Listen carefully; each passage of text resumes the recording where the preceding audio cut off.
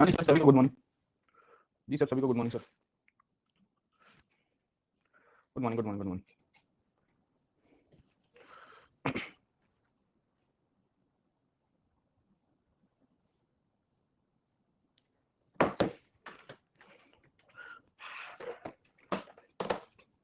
अच्छा, मेरे साथ सुबह की शुरू। वालेकुम सलाम सर।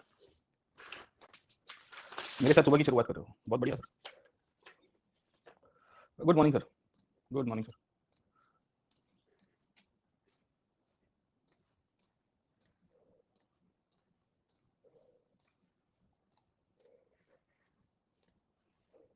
अच्छा, मेरे साथ ही शुरुआत होती है, चलिए सर, है ना। खैर, आज हम लोग कहाँ पे थे? बहमनी सल्तनत को खत्म करेंगे। Will be starting with the Vijayanagara as well. आज डाल देंगे सब कुछ, है ना। तो आज 2 दिन में सब कुछ रेडी हो जाएगा सर, है ना। आपकी पीडीएफ वीडियो जो, क्योंकि फिर उसके बाद अभी 1 हफ्ते का गैप है हमारे पास सर, है ना। Next paper most probably will be starting with world history Shantanu, क्योंकि मॉडर्न क्या है, प्रीलिम्स के पहले भी कवर हो जाएगा आपका। और वो पीडेगोगी भी ठीक रहेगी, क्योंकि मॉडर्न एक ऐसा टॉपिक है जो मतलब अगर हम लोग फरवरी मार्च में भी करेंगे, हाँ सेशन बढ़ेंगे ना सर, सेशन तो बढ़ने वाले हैं सर। ये 450 घंटे का नहीं, आज ऐड हो जाएगा sir. Today we will get addition of sessions. मैंने दिसंबर के सेशन ऐड करवाए हैं, अब बाकी सब भी करवा दूंगा सर, ठीक है। मेरे को एप्लीकेशन पे मैसेज आजकल जा नहीं रहा है ना सर, ठीक है। मुझे और प्लेटफॉर्म के थ्रू मैसेज करिए सर, ऊपर है। तो नमस्ते नमस्ते नमस्ते, good morning, good morning, good morning sir. जी सर, गुड मॉर्निंग सर।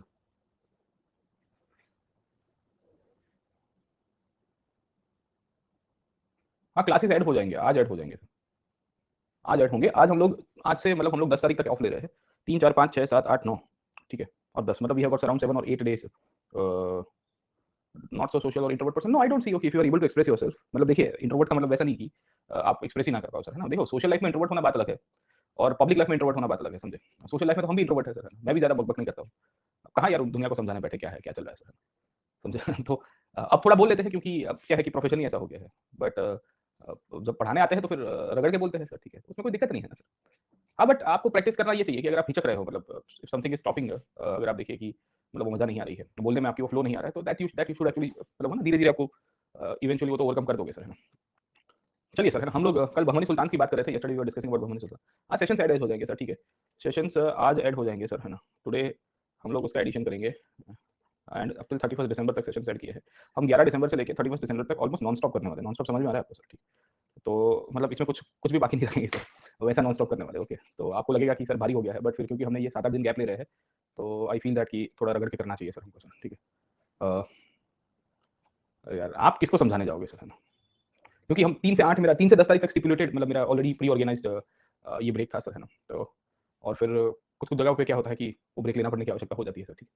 तो फिर मैं जैसे ही आऊँगा तो उसके बाद फिर रगड़ के चालू कर देंगे सर, है ना। और फिर दूसरा ब्रेक हमको मिलेगा somewhere in the month of February. पर फरवरी में तो क्या है कि जैसे अपना बैंगलोर वाला किया था वैसे ही काम हो जाएगा, तो फरवरी में I don't see any break taking. हम लोग इतना ज़्यादा बड़ा कोई ब्रेक नहीं लेंगे सर फरवरी में। बट अभी जो है ये थोड़ा बड़ा वाला ब्रेक है, बिकॉज ऑफ सम प्रायोरिटीज। खैर चलते हैं आगे। होपफुली आपकी क्वेरीज मैंने सॉल्व कर दी है। और हम लोग कल कहाँ थे? Yesterday where were we? Yesterday we were discussing about Bahmani sultan, right sir, ठीक है। तो वहाँ से शुरू करते हैं फिर से बहमनी सुल्तान के बारे में।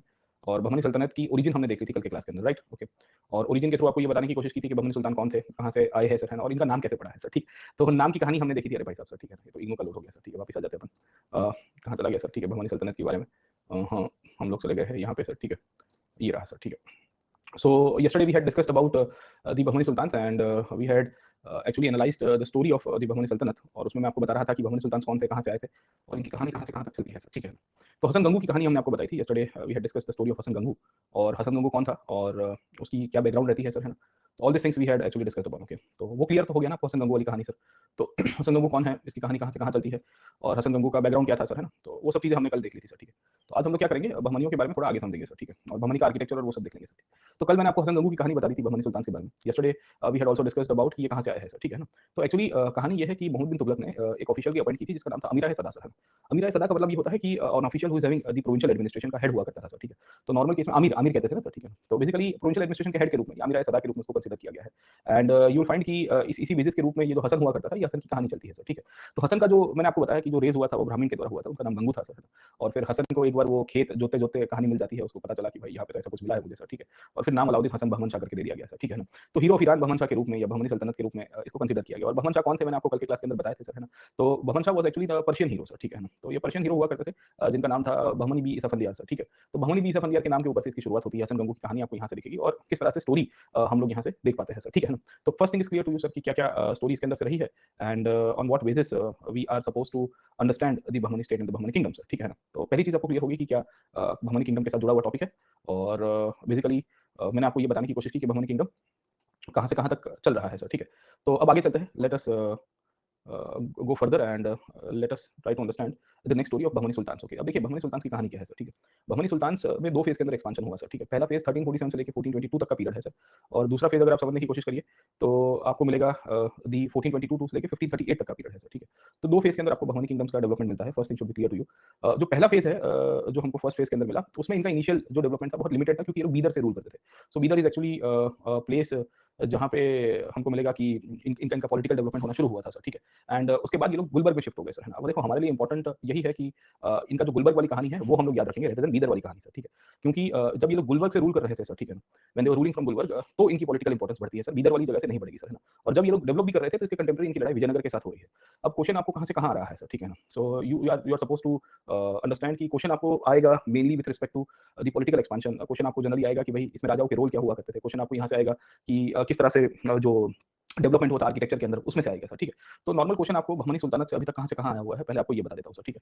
सो the questions that has been asked to you in the normal cases is regarding the art and culture sir, अभी तक आया नहीं है, बट आई एम एक्सपेक्टिंग कि आपको क्वेश्चन आएगा सर यहाँ से। दूसरा इकोनॉमी और सोसाइटी से क्वेश्चन आ चुका है, they have already asked you question on regarding the economy and the society of the Bahmani sultan sir, ठीक है। तीसरा प्रश्न आपको यहाँ से art and culture, economy, society के साथ साथ जो मर्ज होकर आ सकता है, that will B mainly based on the education development, है ना। अब देखो एजुकेशन के ऊपर ऑलरेडी आ चुका है सर, ठीक है। So from the education side they have already asked you question. एक प्रश्न यहाँ से आ सकता है, वो है the nature of the state, और नेचर ऑफ द स्टेट में आपको पूछा जा सकता है कि बहमनी के यहाँ पे जो राज्य व्यवस्था थी उसमें दो लोगों की लड़ाई होती थी सर, है ना। उसमें फॉरेनर्स वर्सेस दक्कनी का एक कंसेप्ट दिखेगा, या अफाकीज वर्सेस दक्कनी, या अगर आप देखोगे परदेसी वर्सेस दक्कनी, इस तरह का कंसेप्ट आपको यहाँ से मिलता है सर, ठीक है। तो ये जो कंसेप्ट है इसके बेसिस के ऊपर से भी हम लोग को थोड़ा बहुत ये बहमनी किंगडम को और इसके बारे में थोड़ा नॉलेज होना चाहिए सर, ठीक है। तो first thing is clear to you कि बहमनी कौन थे और इनकी कहानी कहाँ से कहाँ तक चलती है और ये किस तरह से कंट्रीब्यूट करते हैं when it comes to the historical side, है ना, समझे। हाँ, just a second sir, okay.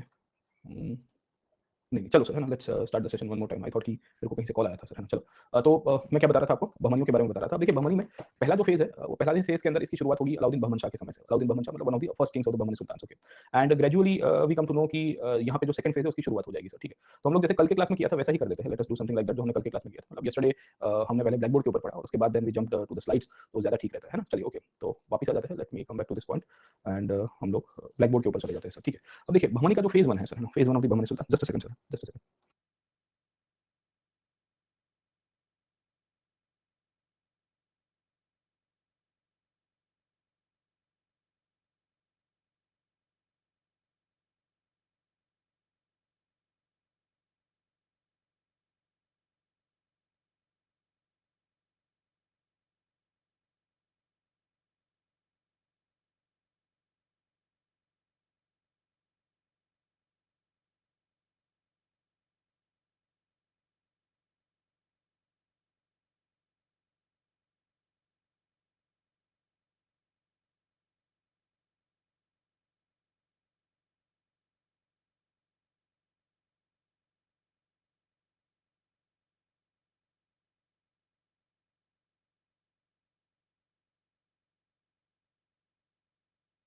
Hello, hi, sorry my bad sir, हम लोग क्या डिस्कस कर रहे थे, what we were discussing for, हम लोग डिस्कस कर रहे थे रिगार्डिंग द सल्तनत फेज। अब देखिए सल्तनत की कहानी क्या बता रहा था मैं सर, ठीक है। I got a call from the tech support team because I had some query regarding the class, okay. अब देखिए बहमनी सल्तनत में कहाँ से कहाँ तक चलेगा sir.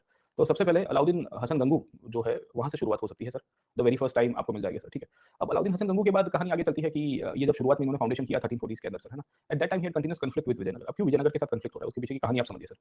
Vijayanagara was a state जो इसके पीरियड में ही एस्टैब्लिश हुआ था 1336 में। हम लोग मंडे को मिलेंगे ना नेक्स्ट टाइम में, या 10 तारीख को या 11 तारीख को मिलेंगे, तो विजयनगर से शुरू करूंगा, तो पूरा बहमनी किंगडम ऑलमोस्ट चला जाएगा सर, ठीक है। तो विजयनगर एक ऐसा राज्य था जो इसके कंटेम्पररी पीरियड के अंदर एस्टैब्लिश हुआ था, और इसकी बेसिकली इसी के साथ में अगर आप समझने की कोशिश करिए इसका डेवलपमेंट हो रहा है सर, ठीक है ना। एंड यू विल फाइंड कि इस समय के दौरान जब अलाउद्दीन हसन गंगू पावर के ऊपर थे, तो ऑब्वियस था कि there were many peoples who were not liking it, है ना, क्योंकि ये तो स्लेव मतलब काइंड ऑफ आप देखिए कि किसी के अंडर में आने वाले थे, और उसके बाद ही प्रोक्लेम्ड इंडिपेंडेंस इस प्रकार से सर, ठीक है ना। तो पहले मोहम्मद बिन तुगलक के अंडर में, और उसके बाद आमिर सदा बन गए। आमिर सदा बनने के बाद इनके कंटेम्परेरी लोग थे, उनको पसंद नहीं आ रहा था सर, ठीक है, गेटिंग ऑन। तो इसमें दो चीजें आपको मिलेगी, यहाँ से ही आपको पता चलेगा कि इनके एडमिनिस्ट्रेशन से दक्कनी वर्सेस दी परदेसी का यहाँ पे संघर्ष होने की शुरुआत हो जाएगी। तो आप किताब पढ़ोगे ना तो you will find multiple political histories जहाँ एक राजा मतलब एक ऑफिशियल विद्रोह कर रहा है सर, ठीक है। तो एक इस्माइल शाह करके इनका एक नोबल था सर, वो रिवॉल्ट कर देता है कि भाई will not like the authority और इस प्रकार की चीजें क्यों चल रही है, but somehow he was able to stabilise and settle out the scores of the Bahmani sultan sir, समझे आप लोग, ठीक है। तो यहाँ से एक तो पहला इनकी शुरुआत होगी 1340 में सर, ठीक है। उसके बाद इनके संतान आने की शुरुआत होती है, मोहम्मद शाह करके एक राजा आता है sir, he was the son of Alauddin Hasan Shah sir, ठीक है। And then you will find कि आपको फिरोज दिखेंगे। अब देखिए फिरोज की इंपॉर्टेंस ये है कि फिरोज जब आए 1390 से लेके 1420 तक का पीरियड में ये पावर के ऊपर रहेंगे, एंड ड्यूरिंग दिस टाइम इनके समय पे एडमिनिस्ट्रेशन का काफी एक्सपेंशन हुआ, क्योंकि ही रियलाइज कि within the administration he need to take care of the local population as well, है ना।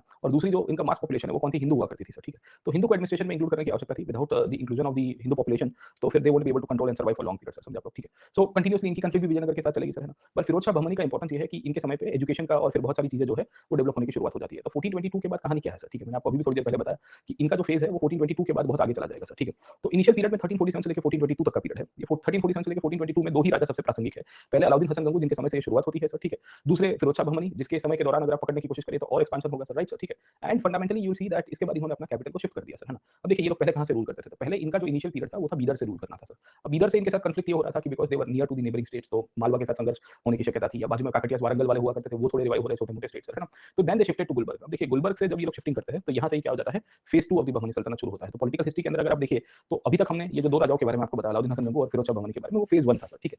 अब गुलबर्ग का इंपॉर्टेंस क्या था, why the shifting of capital to Bidar to Gulbarga actually mattered the most, okay. तो गुलबर्ग वाज अ प्लेस जहां से इनको कन्वर्जेंस हो रही थी from the tri language point of view, और it was strategically also more safe and more commanding positions as well. क्यों, क्योंकि कुछ रीजन्स ऐसे थे जहां पे कन्नड़ा स्पीकिंग लोग आपको मिलेंगे, कुछ रीजन में तेलुगु स्पीकिंग मिलेंगे, और कुछ रीजन में अगर आप देखोगे तो मराठी स्पीकिंग मिलेंगे सर, है ना। तो इससे तो एक फायदा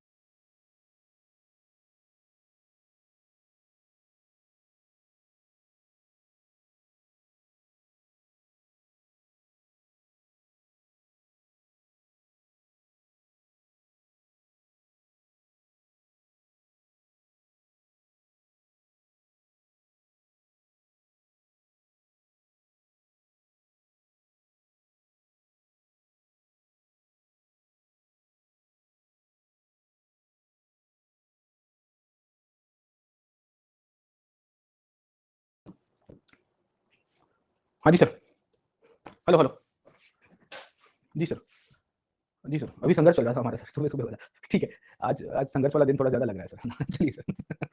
हाँ तो अभी इंटरनेट का कुछ लोचा था सर, ठीक है ना। आज एक्चुअली बारिश मतलब समझ में नहीं आ रहा है कि क्या है वातावरण सर, है ना। तो बारिश और सब कुछ साथ में चल रहा है सर, ठीक है ना। चलिए, तो what I was discussing about sir, है ना। तो सबसे फेज 1 के अंदर जब हम लोग बहमनी सुल्तान को देखते हैं तो बहमनी सुल्तान के अंदर क्या कहानी हमने आपको समझाया कि सबसे पहले इनकी शुरुआत कैसे हुई सर, ठीक है। तो इनिशियली फाउंडेशन फेज था सर। फाउंडेशन फेज का मतलब ये होता है कि पॉलिटिकल यहाँ पे फाउंडेशन हुआ, उसके बाद फिर एक्सपेंशन होना शुरू हुआ सर, ठीक है। तो फेज 2 जब आता है सर, है ना, फेज 2 सर, तो वहां से इनका एक्सपेंशन होने की शुरुआत हो जाएगी सर। अभी सबके सब ज्योग्राफी के एक्सपर्ट्स आ गए सर। अच्छा, मेरे को लगा कि आप में से कोई साइकोलॉजी का भी एक्सपर्ट हुआ होगा सर, नहीं है सर कोई साइकोलॉजी का सर, या साइकेट्री का सर। ये अरेबियन सी बार-बार डिप्रेशन में चला जाता है सर, उसको भी थोड़ा ध्यान में दे दो सर। ठीक है ना, अरबियन सी कितना डिप्रेशन में चला जाता है सर, है ना? अरबी समुद्र हर हर छोटी-छोटी बात पे डिप्रेशन में कर जाता है सर, ठीक। तो उसको भी थोड़ा काउंसलिंग करवाओ सर, है ना, ज्योग्राफी से कुछ नहीं होगा सर। तो वहाँ डिप्रेशन में जाता है, इसके कारण ही प्रॉब्लम है ना सर। चलिए, okay, late me come back. मैं चीज़ों को कुछ अलग एंगल से देखता हूँ सर, है ना। तो कहानी क्या है सर, ये अरेबियन सी वाले ही कारण है ना सर। मतलब कभी भी डिप्रेशन में चला जाता है, मतलब बारिश की सीजन में डिप्रेशन में जाता है, समझ में आता है sir. But then you will find कि अब यहाँ पे भी डिप्रेशन में जा रहा है, what is the point of winters में। चलो, तो फेज 2 में ना एक्सपेंशन होता है। अब एक्सपेंशन कैसे हुआ, तो पहला एक्सपेंशन होता है वो शिफ्टिंग ऑफ कैपिटल सर, समझे आप लोग। और शिफ्टिंग ऑफ कैपिटल के अंतर्गत अभी मैंने आपको बताने की कोशिश की कि ये लोग बीदर से कहाँ पे आ जाते हैं, they came to Gulbarga, okay. The first thing that was the change of the Bahmani sultans was the Gulbarga, okay. अब Gulbarga provided 3 language access to them, है ना। तो तेलुगु, कन्नड़ा एंड मराठी, इन तीनों का इनको एक्सेस मिलता है, और फिर राजा भी यहाँ पे ऐसे आए। अब देखिए होता क्या है कि जब इनिशियल फेज चल रहा था मतलब 1340 से लेके 1420 तक का 80 इयर्स का टाइम फ्रेम था, इस पीरियड के समय पे बहुत सारे फॉरेनर्स का इन्फ्लक्स होना शुरू हो गया था सर, ठीक है। और ये जो फॉरेनर्स का इन्फ्लक्स था ये बहमनी स्टेट को काफी फायदे कारक होता है लॉन्ग टाइम के बाद सर, है ना। और जब ये लोग गुलबर्ग में शिफ्ट होते हैं, by that time you will see कि बहुत सारा एक्सपेंशन होना शुरू हुआ है। This was also the period जब यहाँ पे इस्लाम का भी स्प्रेड हो रहा था, और सूफी लोग बहुत बड़ी मात्रा में आए हुए थे sir, giving a point, okay. तो 1420s के बाद खास करके आप पकड़ने की कोशिश करोगे, जब ये लोग फेज 2 में आए एक्सपेंशन पीरियड में, तो दो तरह से एक्सपेंशन आपको दिखेगा सर, है ना। पहला पॉलिटिकल एक्सपेंशन दिखेगा सर, है ना, जहाँ पे इनकी लड़ाई और संघर्ष होगी और ये अपने क्लाइमेक्स पे पहुंच जाएंगे सर। दूसरा इनके समय पे कल्चरल एक्सपेंशन मिलेगा सर, ठीक है ना। तो कल्चरल एक्सपेंशन की कहानी ये है कि after 1420s the Bahmani state had more influence of the Sufi cents, है ना। और ये वो टाइम था जब बंदा नवाज गेसुदरास जैसे बहुत ही दिग्गज सूफी संत साउथ में आके सेटल हुए थे। कहाँ पे सेटल होते हैं, यहाँ पे गुलबर्ग के अंदर ही आपको मिलेंगे सर, ठीक है। So you will find Sufi saint called as the Banda Nawaz Gesudaraz, he belong to the Chishti silsila sir, है ना। ये चिश्तिया से बिलोंग करते थे, और he actually migrated to the southern part of the country. तो इससे दो चीज होती है, एक तो सूफी संतों के कारण सूफियों का एडमिनिस्ट्रेशन के अंदर प्रभाव बढ़ने की शुरुआत हो जाएगी सर, है ना। और इनको यूज किया, मतलब इनका उपयोग किया, जैसे मोहम्मद बिन तुगलक ने किया था to legitimise rule in Daulatabad sir, है ना। वैसे ही आपको यहाँ से दिखेगा। दूसरा, आप यहाँ पे इनफैक्ट है ना तेलुगु, कन्नड़, मराठी भाषा तो थी, साथ साथ इसमें उर्दू लैंग्वेज का मिक्सचर होने की शुरुआत होगी। और होता क्या है कि ये तेलुगु और कन्नड़ लैंग्वेज के साथ मराठी के साथ उर्दू लैंग्वेज बनती है, तो इसके साथ फिर कॉन्फ्लुएंस होगा उर्दू का सर, समझे। And then a new language will emerge called as the Dakhani language sir, है ना। तो अगर आप देखोगे तो एक दक्खनी भाषा आती है सर, है ना, वो हैदराबाद में जो बोलते हैं सर, ठीक है, वो वाली लैंग्वेज का धीरे धीरे आपको इमर्जेंस इन्फ्लुएंस दिखेगा over period of time sir, ठीक है। तो कहानी ये है कि 1420s के बाद बहमनी सल्तनत अब धीरे-धीरे आगे चलेगा सर, ठीक है। और इसमें इतना बड़ा एक्सपेंशन हुआ, पॉलिटिकल एक्सपेंशन, कि राजा भी अपने आप को टाइटल दे देते हैं कि मैं खुद वली हूँ सर, ठीक है। So to legitimize the rule in the southern part of the country sir, है ना, because they were very new to this area. Secondly कहानी ये है कि they were seen as some kind of foreigners as well sir, है ना। Foreigners इसके लिए क्योंकि इनको सामान्य रूप से अगर आप देखोगे तो स्वीकारा नहीं जाता था, जो दौलताबाद के अंदर भी हुआ था सर, ठीक है। और इसके बाद धीरे-धीरे ये राजा अपने आप को लेजिटिमाइज करे। तो आपको ये जो किंगशिप की ओरिजिन का कांसेप्ट है ना सर, वो किंगशिप की ओरिजिन का कांसेप्ट आपको यहाँ पे भी थोड़ा बहुत दिख जाएगा सर, समझे आप लोग, ठीक है। सो राजा अपने आप को वली का टाइटल दे रहे हैं और वली का टाइटल बता रहे हैं, तो फिर यहाँ से आप देखिए कि अपनी कल्चरल प्रेजेंस को बढ़ाने की कोशिश की जा रही है सर, ठीक है। तो इस तरह से अहमद शाह करके राजा थे, उनके समय पे इन्होंने शिफ्टिंग किया। राजा का नाम इंपॉर्टेंस नहीं है, पर आपको नेचर ऑफ द ट्रांजिशन पता होना चाहिए कि कैसे बहमनियों का एक्सपेंशन हुआ। अब बहमनी आगे चले सर, है ना, 1450 तक का पीरियड आ जाता है सर। और इस पीरियड में फिर धीरे-धीरे अब यहाँ पे जो फॉरेन इन्फ्लुएंस जो आ रहा था, जो पहले से चल रहा था, अब वो ज़्यादा डोमिनेट करने की शुरुआत करेगा सर, है ना। अब इनिशियली क्या हुआ था कि बहमनी स्टेट के अंदर जो फॉरेनर्स आए थे वो इमिग्रेंट्स के रूप में आए थे, ज़्यादातर ईरान से आए हैं। क्यों? क्योंकि वो बहमन शाह से लेजिटिमेसी गेन करते थे, मैंने आपको बताया सर, है ना। तो मोस्ट प्रोबब्ली ये जो कहानी है, ये ईरान वाली कहानी सबसे लेजिटिमेट है, रेदर देन वो सोने का मटका मिल गया और सोने के मटके के बाद उनको रिवॉर्ड कर दिया गया और स्टेट गिफ्ट में दे दिया गया, वैसी कहानी पूरी तरह से सहमत नहीं है सर, ठीक है। बट दूसरी कहानी ये है कि ये फॉरेनर्स ईरान से आए होते हैं, बहुत बड़ी मात्रा में पर्शियंस आए होते हैं, और ये जो पर्शियंस थे ये व्यापारी के रूप में आते थे और फिर रोटी बेटी का संबंध बात करते थे सर, ठीक है। तो एक समय ऐसा हुआ 1450 तक आते-आते कि यहाँ कुछ-कुछ फॉरेनर्स इतनी इंपॉर्टेंट एडमिनिस्ट्रेटिव पोजीशंस के ऊपर भी आ गए कि बात मत करिए सर, ठीक है। तो somewhere in the period of 1450s ये बहमनी स्टेट में एक राजा हुआ करते थे, हुमायूं शाह, है ना। और हुमायूं के एडमिनिस्ट्रेशन में एक व्यापारी को एक सेनापति का दर्जा दे दिया गया था, जिसका नाम था Mahmood Gawan sir, getting upon. तो कहानी ये है कि 1450 के बाद महमूद गवान नाम के एक एडमिनिस्ट्रेटर का ग्रोथ होने की शुरुआत हुई। ही was the military general of the Bahmani सल्तनत। अब देखिए ये राजा के रूप में तो अभी थोड़ी देर के बाद बनेंगे सर, ठीक है। बट ये इनिशियली आप पकड़ने की कोशिश करोगे सेनापति थे और ये आए थे व्यापारी के रूप में। He came to India as a trader, क्योंकि उस टाइम पे ये वेस्टर्न एशिया के साथ ट्रेड चल रहा था बहुत बड़ी मात्रा में सर, है ना। तो you can imagine a person who had come to the court of the Bahmanis as a trader was given the status of military general because of the foreigner status, है ना। तो उस टाइम पे ये फॉरेनर वाला कांसेप्ट बहुत चल रहा था। अभी मैं थोड़ी देर के बाद उसका थीम बता देता हूँ कि क्या-क्या प्रॉब्लम हो रहा था सर, ठीक है। यहाँ 1450 के बाद इनका इन्फ्लुएंस बहुत हो जाएगा and he will actually be the king maker. King maker का मतलब समझ में आता है सर, है ना। ही will B controlling the every part of the I can say the Bahmani Sultanate, है ना। सो समवेयर फ्रॉम 1458 के आसपास का पीरियड था सर। उसमें हुमायूं का मृत्यु हो चुका था और हुमायूं के संतान जो थे माइनर सन, वो पावर के ऊपर आए थे। उनके भी एक छोटे संतान थे, वो पावर के ऊपर 13 साल के एक राजा थे महमूद शाह 3 करके, अगर आप किताब में देखोगे ना, जो 1463 में पावर के ऊपर आए थे। तो 1450 से लेके 1460s और 1480s तक का पीरियड, इन सब के पीरियड में Mahmud Gawan became the de facto prime minister, Mahmud Gawan became the de facto general, Mahmud Gawan became the person जो बेसिकली सब कुछ एडमिनिस्ट्रेशन को अपने हाथ में ले लेंगे सर, ठीक है। तो 1450 में जो व्यक्ति का यहाँ पे एडमिनिस्ट्रेशन के अंदर एंट्री हो रही है, वो 1461-62 तक आते-आते सर, है ना, became the de facto PM sir. और वो पीएम बन गए sir. Ultimately he became the king maker as well, क्योंकि राजा तो बहुत छोटे थे। महमूद शाह 3 जिनके लिए ये काम करते थे, वो जस्ट 12 और 13 इयर्स ओल्ड होके। तो इन बेसिस के ऊपर से आपको ये पहले थीम पता होनी चाहिए the nature of the state के रूप में, कि इस स्टेट की जब हम लोग कंडीशंस देखेंगे तो फिर यहाँ किंग मेकर्स का रोल बढ़ेगा और फॉरेन किंग मेकर्स का इंपॉर्टेंस बढ़ जाएगा सर, है ना। और foreigners are getting into the administrative side of the Bahmani सल्तनत, जो हमको नॉर्थ में भी दिखा था टर्किश वाला सर। कहानी याद आई कि नहीं आई आपको सर, ठीक है। तो वही कहानी आपको यहाँ से दिखती है। The same kind of story you will find over here as well. ये जो टर्किश इन्फ्लुएंस है, टर्किश इन्फ्लुएंस जैसे नॉर्थ में था, वैसे यहाँ पे आपको पर्शियन इन्फ्लुएंस बहुत दिखेगा। पर्शियन था, टर्किश लोग भी थे, पर पर्शियन ज़्यादा थे क्योंकि ये लोग फारसी लोगों के साथ अपने आप को ज़्यादा लेजिटिमाइज़ करते थे सर, ठीक है ना। दूसरी इंपॉर्टेंट बात ये है कि इस पीरियड के समय पे आपको 2 फॉरेनर्स दिख जाएंगे जो बहमनी सल्तनत में आते हैं सर, ठीक है। पहले वन फॉरेन ट्रैवलर्स आएंगे, तो एक तो रशिया से आएगा निकितीन सर, अभी थोड़ी देर के बाद इसकी कहानी देख लेते हैं सर, ठीक है। और दूसरा आप देखोगे वेनिस से आएगा कौंती सर, है ना। इन दोनों के द्वारा भी बहमनी सल्तनत के बारे में लिखा गया है और इन दोनों ने भी हाईलाइट किया है कि बहमनी सल्तनत कैसे चल रहा था। इनफैक्ट विजयनगर में इस टाइम पे कंटेम्परेरी बहुत सारे फॉरेनर्स आने की शुरुआत कर दिए हैं सर, ठीक है। बट आपको इनका रोल पता होना चाहिए कि ये कौन थे, ये कहाँ से आए हैं सर, ठीक है। तो by 1460s and by 1450s and 1460s this person late came to the importance, है। और इन्हीं का ही रोल प्ले था जो बहमनी सल्तनत को अपने पीक के ऊपर लेके जाएंगे और पावर के रूप में एक्सपांड करेंगे सर। पिक्चर समझ में आया कि हु वाज महमूद गवान? तो he was a military general, he was a prime minister later on, originally came as a merchant and that to a foreign origin merchant sir, है ना। तो आप पकड़िए कि एक विदेशी मूल का व्यक्ति यहाँ इतना प्रोमिनेंट हो गया है, इतना प्रोमिनेंट हो गया कि बात मत करिए।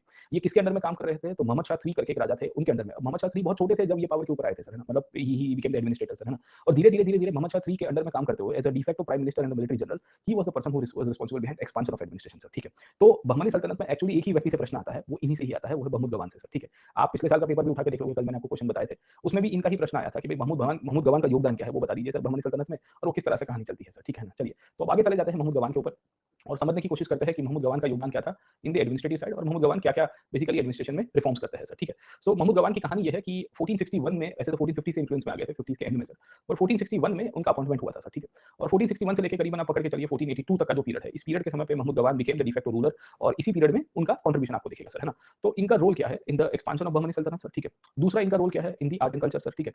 तो पॉलिटिकल के अंदर रोल क्या है, इनका रोल इकोनॉमी में क्या है सर, ठीक है। इनका आर्ट एंड कल्चर के अंदर क्या रोल है, एक-एक करके आप समझने की कोशिश करते हैं सर, ठीक है। तो इनका ओरिजिन ऐसा हुआ था, तो ये वेस्ट एशिया से आए थे सर, ठीक है, गेटिंग अ पॉइंट। और ये पर्शियन व्यापारी के रूप में आपको मिल जाएंगे, ही वाज अ पर्शियन मर्चेंट, है ना। तो इनको टाइटल दिया गया था मलिक उल तुजर सर, है ना। तो बेसिकली इस प्रकार के टाइटल देके स्टेट खासकर व्यापारियों को हाईलाइट करता था, जैसे अलाउद्दीन खिलजी ने भी करने की कोशिश की थी सर, ना। The same was over his period as well sir, ठीक है ना। तो पहली तो ये कहानी थी आपको सर, ठीक है। अब ये बाहर से आए थे because he came from Persian, he had a different experience about all together of learning of the administration sir, है ना। दूसरा ये था कि Persia was the centre of art and culture and Persia was the centre of learning and scholars as well sir, ठीक है। तो he was a very learned person, है ना। उनको ऑलरेडी अपने खुद के एक्सपीरियंसेस थे और वो पढ़े लिखे भी थे सर, तो इसको पता था कि भाई एडमिनिस्ट्रेशन को कैसे चलाना है। अब राजा तो छोटा है, Mohammad Shah 3 was a very young guy sir, है ना। तो he could not run run the administration. अब जो भी था इनके हाथ में सब कुछ था सर, है ना। तो ये डिसाइड करता है कि अगर मुझे बहमनियों को स्ट्रॉन्ग करना है तो मुझे पहले मिलिट्री को डेवलप करना पड़ेगा सर, है ना। तो इनके द्वारा सबसे पहले मिलिट्री रिफॉर्म्स को ऑर्गेनाइज किया गया सर, है ना। मिलिट्री रिफॉर्म्स के साथ साथ आप देखोगे तो रेवेन्यू रिफॉर्म्स को ऑर्गेनाइज करवाने की कोशिश की जाती है। इसके साथ साथ एडमिनिस्ट्रेटिव रिफॉर्म्स करता है सर, ठीक है। और आखिर में आर्ट एंड कल्चर के अंतर्गत Gulbarga became the centre of the art and culture, जहां पे मदरसा से लेकर बहुत सारी चीजें बनाने की कोशिश करेंगे सर, ठीक है। तो एक एक करके आपको समझाते हैं कि क्या क्या चीजें ये लोग करवाने की शुरुआत करते हैं सर, ठीक है। अब सबसे पहले क्या होता है, what very first thing that this person do sir, है ना। तो महमूद गवान के मिलिट्री रिफॉर्म्स के ऊपर थोड़ी बहुत चर्चा करते हैं कि भाई इनका सेटअप कैसे हुआ करता था और किस तरह से चेंज करते हैं सर, ठीक है।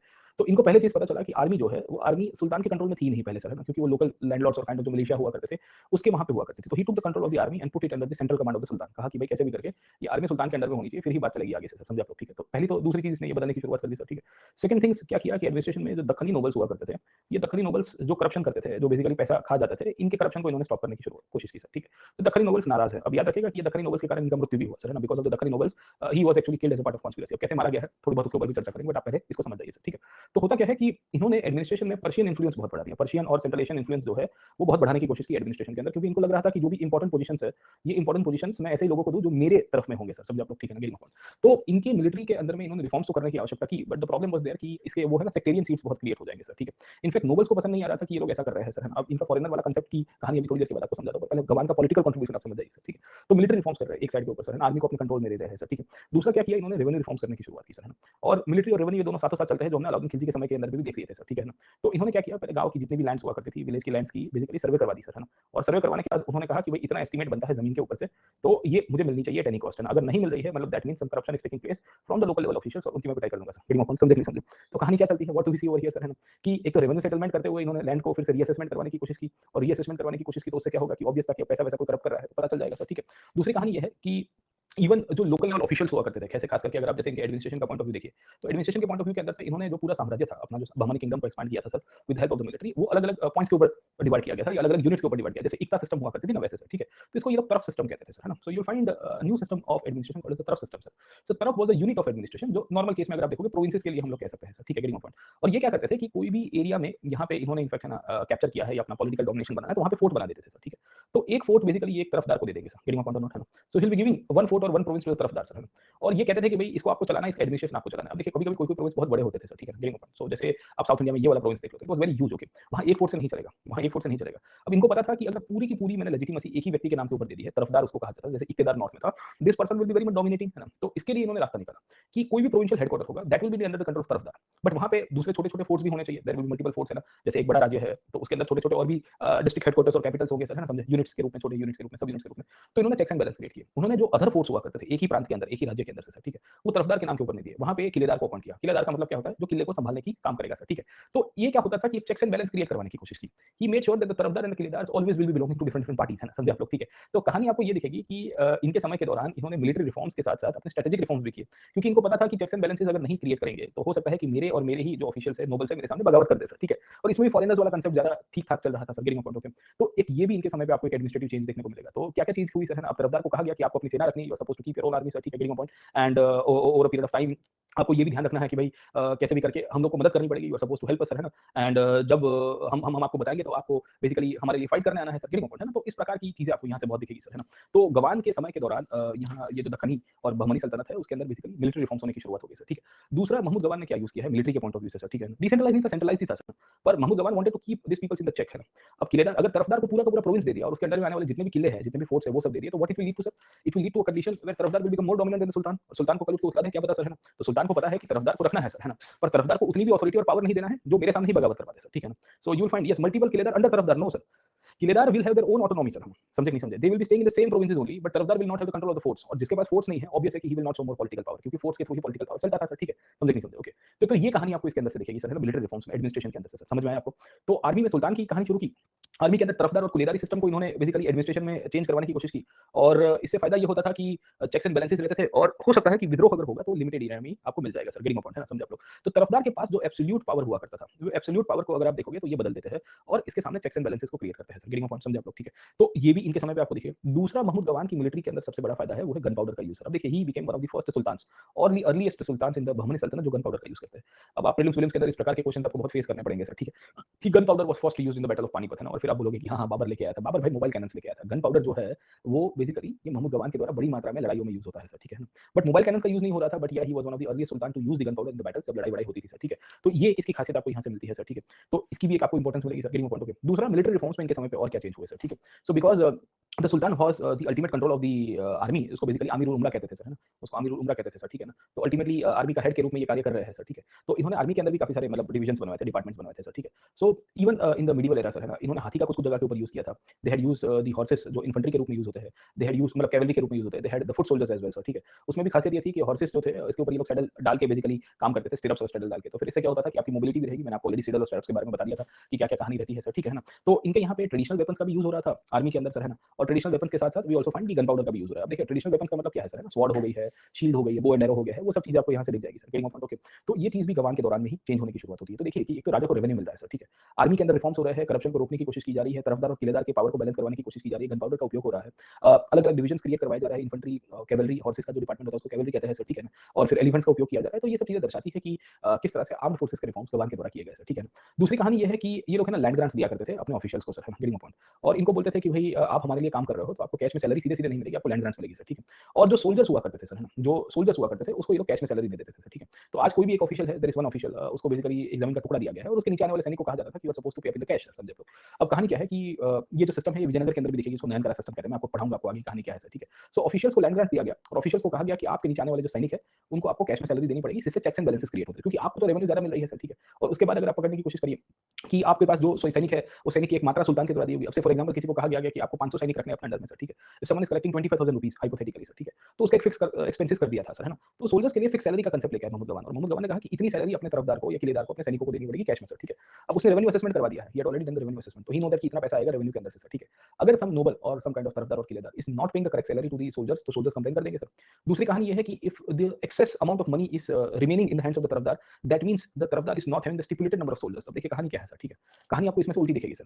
अब से फॉर एग्जांपल एक तरफदार को बोला गया है कि भाई तुम्हारे अंडर में ये 10 विलेजेस है, ये 10 विलेजेस के अंदर से आपको यहाँ से रेवेन्यू कलेक्ट करनी है क्योंकि आप मेरे नोबल के रूप में हो। अब तुम्हारे अंदर 100 सैनिक आपको रखने हैं, 100 सोल्जर्स रखने हैं सर, गेटिंग माय पॉइंट, समझे आप लोग? और आपको फिक्स सैलरी उनको देनी पड़ेगी out of the revenue that has been collected sir, है ना? अब फिक्स सैलरी का रकम आपने फिक्स कर दिया है, यू नो द कि इसको पर सोल्जर आपको से फॉर एग्जांपल 20 रुपए देना है या 50 रुपए देना है सर, ठीक है? आपको यहाँ पे ऑलरेडी आपने सर्वे करवा दिया है कि ये गाँव में से कितनी सैलरी आएगी सर, गेटिंग माय पॉइंट? तो यू नो दैट कि तरफदार को अपने जो डेली एक्सपेंसेस है और बाकी सारा जो थोड़ा बहुत कमीशन है उसको छोड़ के बाकी सब खर्चा यहाँ पे पूरा कवर हो जाना चाहिए।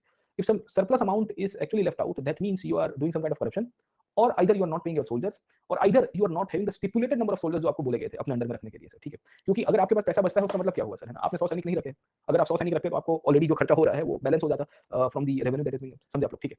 तो इसने क्या किया कि एडमिनिस्ट्रेटिव रिफॉर्म्स के रूप में बहुत ही क्लियर कट अपने ऑफिशियल्स को और नोबल्स को कहा कि अगर आपके पास मिनिमम नंबर ऑफ सोल्जर्स नहीं है and if you are getting more revenue क्योंकि आप फिर सोल्जर्स के पीछे खर्च नहीं करोगे, आपके पास सैनिक ही नहीं है, तो that money should be credited back to the land of the sultan sir, है ना? उस सुल्तान की जमीन पे वापस आ जाना चाहिए, मतलब that land should be eventually given back and the money should be given back to the sultan sir, समझे आप लोग, ठीक है? तो कहानी क्या है सर, है ना? तो इससे धीरे-धीरे कंट्रोल में आएगा कि नहीं आएगा सर, ठीक है? So everything will be controlled by the state sir, है ना? और स्टेट जब सब कुछ चीजें कंट्रोल करेगा तो फिर वहाँ करप्शन होने की शक्यता नहीं है सर, ठीक है? ओके। तो कहानी क्या है सर, है ना? इसने मिलिट्री रिफॉर्म्स में एडमिनिस्ट्रेटिव और रेवेन्यू को साथ में लेके किया। तो इससे क्या रूडिमेंटरी सिस्टम ऑफ मनसबदारी, या देखो mansabdari was not a new actually in character sir, mansabdari new नहीं था सर। इनफैक्ट इसकी जो रेवेन्यू सिस्टम थी, ये रेवेन्यू सिस्टम भी आप पकड़ के चलिए टोडरमल इसको इसी तरह से लागू करेगा सर, है ना? और टोडरमल जिसे जब्ती सिस्टम कहते हैं वो यही तो सिस्टम थी सर, है ना? तो he was one of the person who was a precursor of the Todarmal. Todarmal Akbar के समय पे लागू करता है। तो ऐसे तो आपको नेचर ऑफ द सेटलमेंट्स आपको काफी सारे सिमिलर दिख जाएंगे सर, ठीक है? ओके। तो गवान के समय पे क्या हुआ सर, ठीक है? नहीं उसके ऑफिशियल्स जाते थे, देयर वर मल्टीपल ऑफिशियल्स, अभी मैं आपको बता देता हूँ कि क्या-क्या कहानी है सर, ठीक है? ऑफिशियल्स के रूप में। बट आपको पहली चीज़ गवान के बारे में क्लियर हो जाना चाहिए कि क्या-क्या चीज़ें हुई सर, ठीक है? तो महमूद गवान का administrative role, revenue role, military role, इसको आपको साथ में देखना है सर, है ना? You are supposed to see from the overall holistic picture, क्योंकि एस्टीमेट ऑफ महमूद गवान आएगा। आपको एक बार उसने क्वेश्चन पूछा था इनका एजुकेशन में कंट्रीब्यूशन बताइए। अभी आता हूँ आर्ट एंड कल्चर और एजुकेशन में कहा। नेक्स्ट टाइम क्वेश्चन आएगा तो ओवरऑल कंट्रीब्यूशन आएगा कि how come a foreign origin person who came as a व्यापारी became the de facto prime minister and he was the one who was controlling the lands of almost south India sir, ठीक है? तो देखिए कितना dominant व्यक्ति है sir, है ना? ये इसी तौर के ऊपर आपको मलिक अंबर दिखेगा सर, ठीक है? मलिक अंबर की कहानी आपको दक्कनियों के अंदर दिखेगी। हम लोग नेक्स्ट वीक में मतलब जब मेडिवल इंडिया पढ़ेंगे तो उसके अंदर मैं आपको करवाऊंगा सर। वो भी खतरनाक बंदा था, वो भी हाँ इथोपिया से आया था सर, ठीक है? और वो हबशी था सर, है ना? He was African origin person sir, है ना? एंड वो यहाँ का फिर ultimately de facto prime minister सुल्तान जैसा बन गया सर, है ना? तो ऐसे तो आपको बहुत इंस्टेंसेस दिखते हैं मेडिवल इंडिया में जहाँ बाहरी आए हुए व्यक्ति यहाँ इतनी डोमिनेंट पोजीशंस के ऊपर आ जाएंगे। खैर जो भी चीज़ है sir, administration, revenue, Habshi actually is a word, derogatory word है, बट हिस्ट्री में ऑफिशियली यूज हुआ है for the slaves, Abyssinian slaves, खास करके जो इथोपिया से लेकर नॉर्दर्न अफ्रीका के अंदर जो ट्राइबल कम्युनिटी है उनके लिए ये शब्द यूज हो रहा है सर। ये ट्राइब हुआ करती थी सर, हब्श करके ट्राइब हुआ करती थी, उनके लिए बेसिकली ये शब्द मिल जाता है सर, है ना? Army was under the control of the सुल्तान। इसके लिए तो मैंने आपको बताया कि आर्मी तो सुल्तान के पास थी। एक्चुअली क्या था कि दो प्रकार की जमीन थी, एक तो तरफदारों के अंदर से रेवेन्यू आती थी, तरफदार और किलेदार की, एक खाली सा लैंड हुआ करती थी सर, ठीक है? सुल्तान की खुद की आर्मी हुआ करती थी सर, ठीक है ना? सुल्तान की अंडर अल्टीमेट कंट्रोल में आपको ये देखने को मिल जाएगा सर, ठीक है? Getting a point. तो इसमें जो पूरा डेवलपमेंट है वो इसका बहुत मैटर करता है सर, ठीक है? इनफैक्ट महमूद गवान के पीरियड तक आते-आते अगर आपको आर्म्ड फोर्सेस के रिफॉर्म्स में दिखना है, military setup of the Bahmani sultan, तो आप लिख सकते हो under the military setup the sultan as also the personal bodyguards as well sir, ठीक है ना, गेटिंग अ पॉइंट। तो इसको खसाखल कहा जाता था सर, है ना। So you find the term called khasakhel, जो पर्सनल बॉडीगार्ड्स हुआ करते थे, क्योंकि सुल्तान को पता था कि एक नहीं तो दूसरी कॉन्स्पिरेसी के थ्रू, सुल्तान मतलब अपने महमूद गवान को पता था कि भाई मेरे को मारने की साजिश वाजिश हो जाएगी, वो होगा भी सही सर, है ना। After some time you find कि ये होने की भी शक्यता रहती है sir, getting a point. Okay, तो ये पर्सनल बॉडीगार्ड्स का कांसेप्ट आपको दिखता है। इवन इसने बेसिकली एक अलग से आर्मरी सिस्टम को क्रिएट किया था, separate kind of armoury was also created sir, ठीक है, जहां पे खाली और खाली सुल्तान की ही वेपन्स और वो सब मैन्युफैक्चरिंग हो रही है सर, ठीक है। तो ये सब चीजें काफी बड़ी मात्रा में आपको इनके पीरियड के अंदर दिख जाएगी सर, समझे आप लोग, ठीक है। सो मिलिट्री सेटअप इनका काफी अच्छा है। मिलिट्री सेटअप के साथ साथ अगर आप पकड़ने की कोशिश करिए, ये बहमनी सुल्तान से गन पाउडर का यूज किया है सर, ठीक है। और गन पाउडर्स की बेसिस के ऊपर से अगर आप समझिए सर, है ना, कि इनको काफी पॉलिटिकली फायदा मिला सर, है ना। And this became one of the reasons you will find कि महमूद गवान के पीरियड में they had actually defeated the Khaljis. कौन से? महमूद खलजी, अगर आपको याद होगा, मालवा में रूल करता था सर, ये वही पीरियड है। आप देखिए टाइम पीरियड, ऊपर राणा कुंभा हुआ करते थे, this was the period Rana Kumbha was ruling in Rajasthan sir, ठीक है। Mahmud Khalji over here sir, ठीक है ना, गेटिंग अ पॉइंट। और नीचे आपको ये महमूद गवान दिख जाएंगे। महमूद गवान इनफैक्ट कांची तक चले गए होते। कांची अगर आप समझने की कोशिश करिए, this was once upon a time territory of the Vijayanagara empire sir, है ना, ये विजयनगर का पार्ट हुआ करता था। But he became so dominant कि इस पीरियड में Gawan was able to take care and control all this region, है ना। तो इतने इनफैक्ट है ना डोमिनेटिंग पोजीशंस के ऊपर आए थे बिकॉज ऑफ दी तरफदारी सिस्टम, एंड सिस्टम को इन्होंने डेवलप किया। और फिर रेवेन्यू के अंदर लैंड असेसमेंट करवाया, तो तरफदार भी पैसा नहीं खा सकते हैं सर, ठीक है। दूसरी खालिसा सिस्टम के थ्रू लैंड को अपने अंडर में लिया था। खालिसा लैंड अगर आपको याद होगा तो वो कैसी थी सिस्टम सर, ठीक है, दैट वाज सिमिलर कि जहां से सीधा पैसा सरकारी पैसे के रूप में राजा के तिजोरी में आ जाता था सर, ठीक है। तो आपको कभी कभी है नेचर ऑफ द स्टेट पूछता है। अब नेचर ऑफ द स्टेट अभी मैं आता हूं, थोड़ी देर के बाद डिस्कस करवाता हूं। उसमें आपको you will find so many replications of the Delhi Sultanate sir, administration में, पॉलिटी में ऑलमोस्ट 50 to 70% दिल्ली सल्तनत की कॉपी दिखेगी, खास करके तुगलक की सर, है ना। क्योंकि तुगलक के कंटेम्परेरी पीरियड में डेवलप हुए थे, इनके अंडर में ही आए थे। अब अलाउद्दीन हसन शाह मूलतः से, या हसन गंगू जिसे हम लोग पहचानते हैं, वो तुगलक के समय पे ही ऑफिशियल के रूप में अपॉइंट किया गया था, राइट सर, ठीक है। तो you need to see this points कि इनके एडमिनिस्ट्रेटिव सेटअप में आपको सल्तनत की काफी छाप दिख जाएगी, है ना। तो सल्तनत में वकील हुआ करते थे, प्राइम मिनिस्टर, वजीर हुआ करते थे फाइनेंस में, वीर बख्शी बख्शी हुआ करते थे सर, ठीक है, जो head of the military payroll हुआ करते थे, काजी हुआ करते थे सर, ठीक है। वो सब यहाँ पे भी आपको दिखेंगे। यू फाइंड मुफ्ती दिखेंगे जो लीगल मतलब kind of religious legal interpretation करते थे। कोतवाल दिख जाएंगे सर, है ना, जो लॉ एंड ऑर्डर का अर्बन एरिया में काम करते थे। मुतसिफ दिखेंगे बेसिकली जो सेंसर का काम करता है, इस्लामिक लॉ को इंप्लीमेंट करने के लिए, मॉरल पोलिसिंग जिसे आजकल हम लोग पहचानते हैं सर, ठीक है। मुनैयास दिखेंगे। मुनैयास अगर आपको याद होगे तो दे वर द स्पाई सिस्टम, है ना, तो वो स्पाइस के रूप में काम कर रहे थे सर, गेटिंग अ पॉइंट। तो ये सब चीजें इनके एडमिनिस्ट्रेशन में आपको दिखेगी सर, है ना। तो इनके एडमिनिस्ट्रेशन में हम लोग कह सकते हैं कि the administration was similar to the saltanat, क्योंकि एडमिनिस्ट्रेशन के अंदर ये मूलतः से आए वहां से। इनफैक्ट ज्यादातर अगर आप पकड़ने की कोशिश करिए रीजनल स्टेट, जैसे जौनपुर हो गया है या गुजरात हो गया, इवन मालवा भी देख लीजिए सर, है ना, उसमें सल्तनत की छाप आपको बहुत दिखेगी सर, है ना। तो उसी तरह की चीजों को कॉपी बंगाल देख लीजिए सर, है ना, बंगाल भी आप देखोगे। तो अभी तक प्रश्न आया नहीं है, पर आपको पूछेगा the nature of the provincial states और the provincial kingdoms, how far they were the replications of the Delhi Sultanate, है ना। अगर गलती से ऐसा वैसा उल्टा सुल्टा क्वेश्चन आ गया ना, तो फिर आपकी बहुत गड़बड़ हो जाएगी। अब लिखना क्या है इसमें सर, ठीक है। तो लिखना यह है कि भाई जितने भी रीजनल स्टेट्स बन के आए उसमें दिल्ली सल्तनत की छाप बहुत दिखती है, और छाप आपको कला संस्कृति में भी दिख जाएगी। हमने आपको कल के क्लास के अंदर बताया कि majority of the provincial kingdoms actually had so much of influence, जैसे मालवा में इन्फ्लुएंस था, बंगाल में इन्फ्लुएंस था सर, ठीक है। वैसा ही आपको दिख जाएगा सर। तो एडमिनिस्ट्रेशन में भी इन्फ्लुएंस आपको मिलेगा, समझे आप लोग, ठीक है। सो इनके समय के दौरान की when we see the case of Mahmud Gawan, तो काफी सारी चीजें डेवलप होती है, और यही चीजों के कारण वी विल फाइंड कि महमूद गवान को हमेशा याद रखा गया as a great reformer and as a person who was able to expand the territories from north to south and creating a dominating field for the Bahmani kingdom sir, समझे आप लोग, ठीक है ना। अब देखिए गवान को एक पर्सनल कैरेक्टर के रूप में अगर आप देखिए, तो इन spite of being the prime minister and holding so much of important life, हमेशा महमूद गवान ने अपनी लाइफ को ऑस्टेरिटी बेस्ड जिया है। ऑस्टेरिटी बेस्ड का मतलब यह है कि ज्यादा पॉम्पस लाइफ को नहीं जिया, क्योंकि ही वाज द प्राइम मिनिस्टर, है ना। किंग तो महमूद शाह III थे, वो छोटे बच्चे थे, बड़े हो गए थे सर, है ना।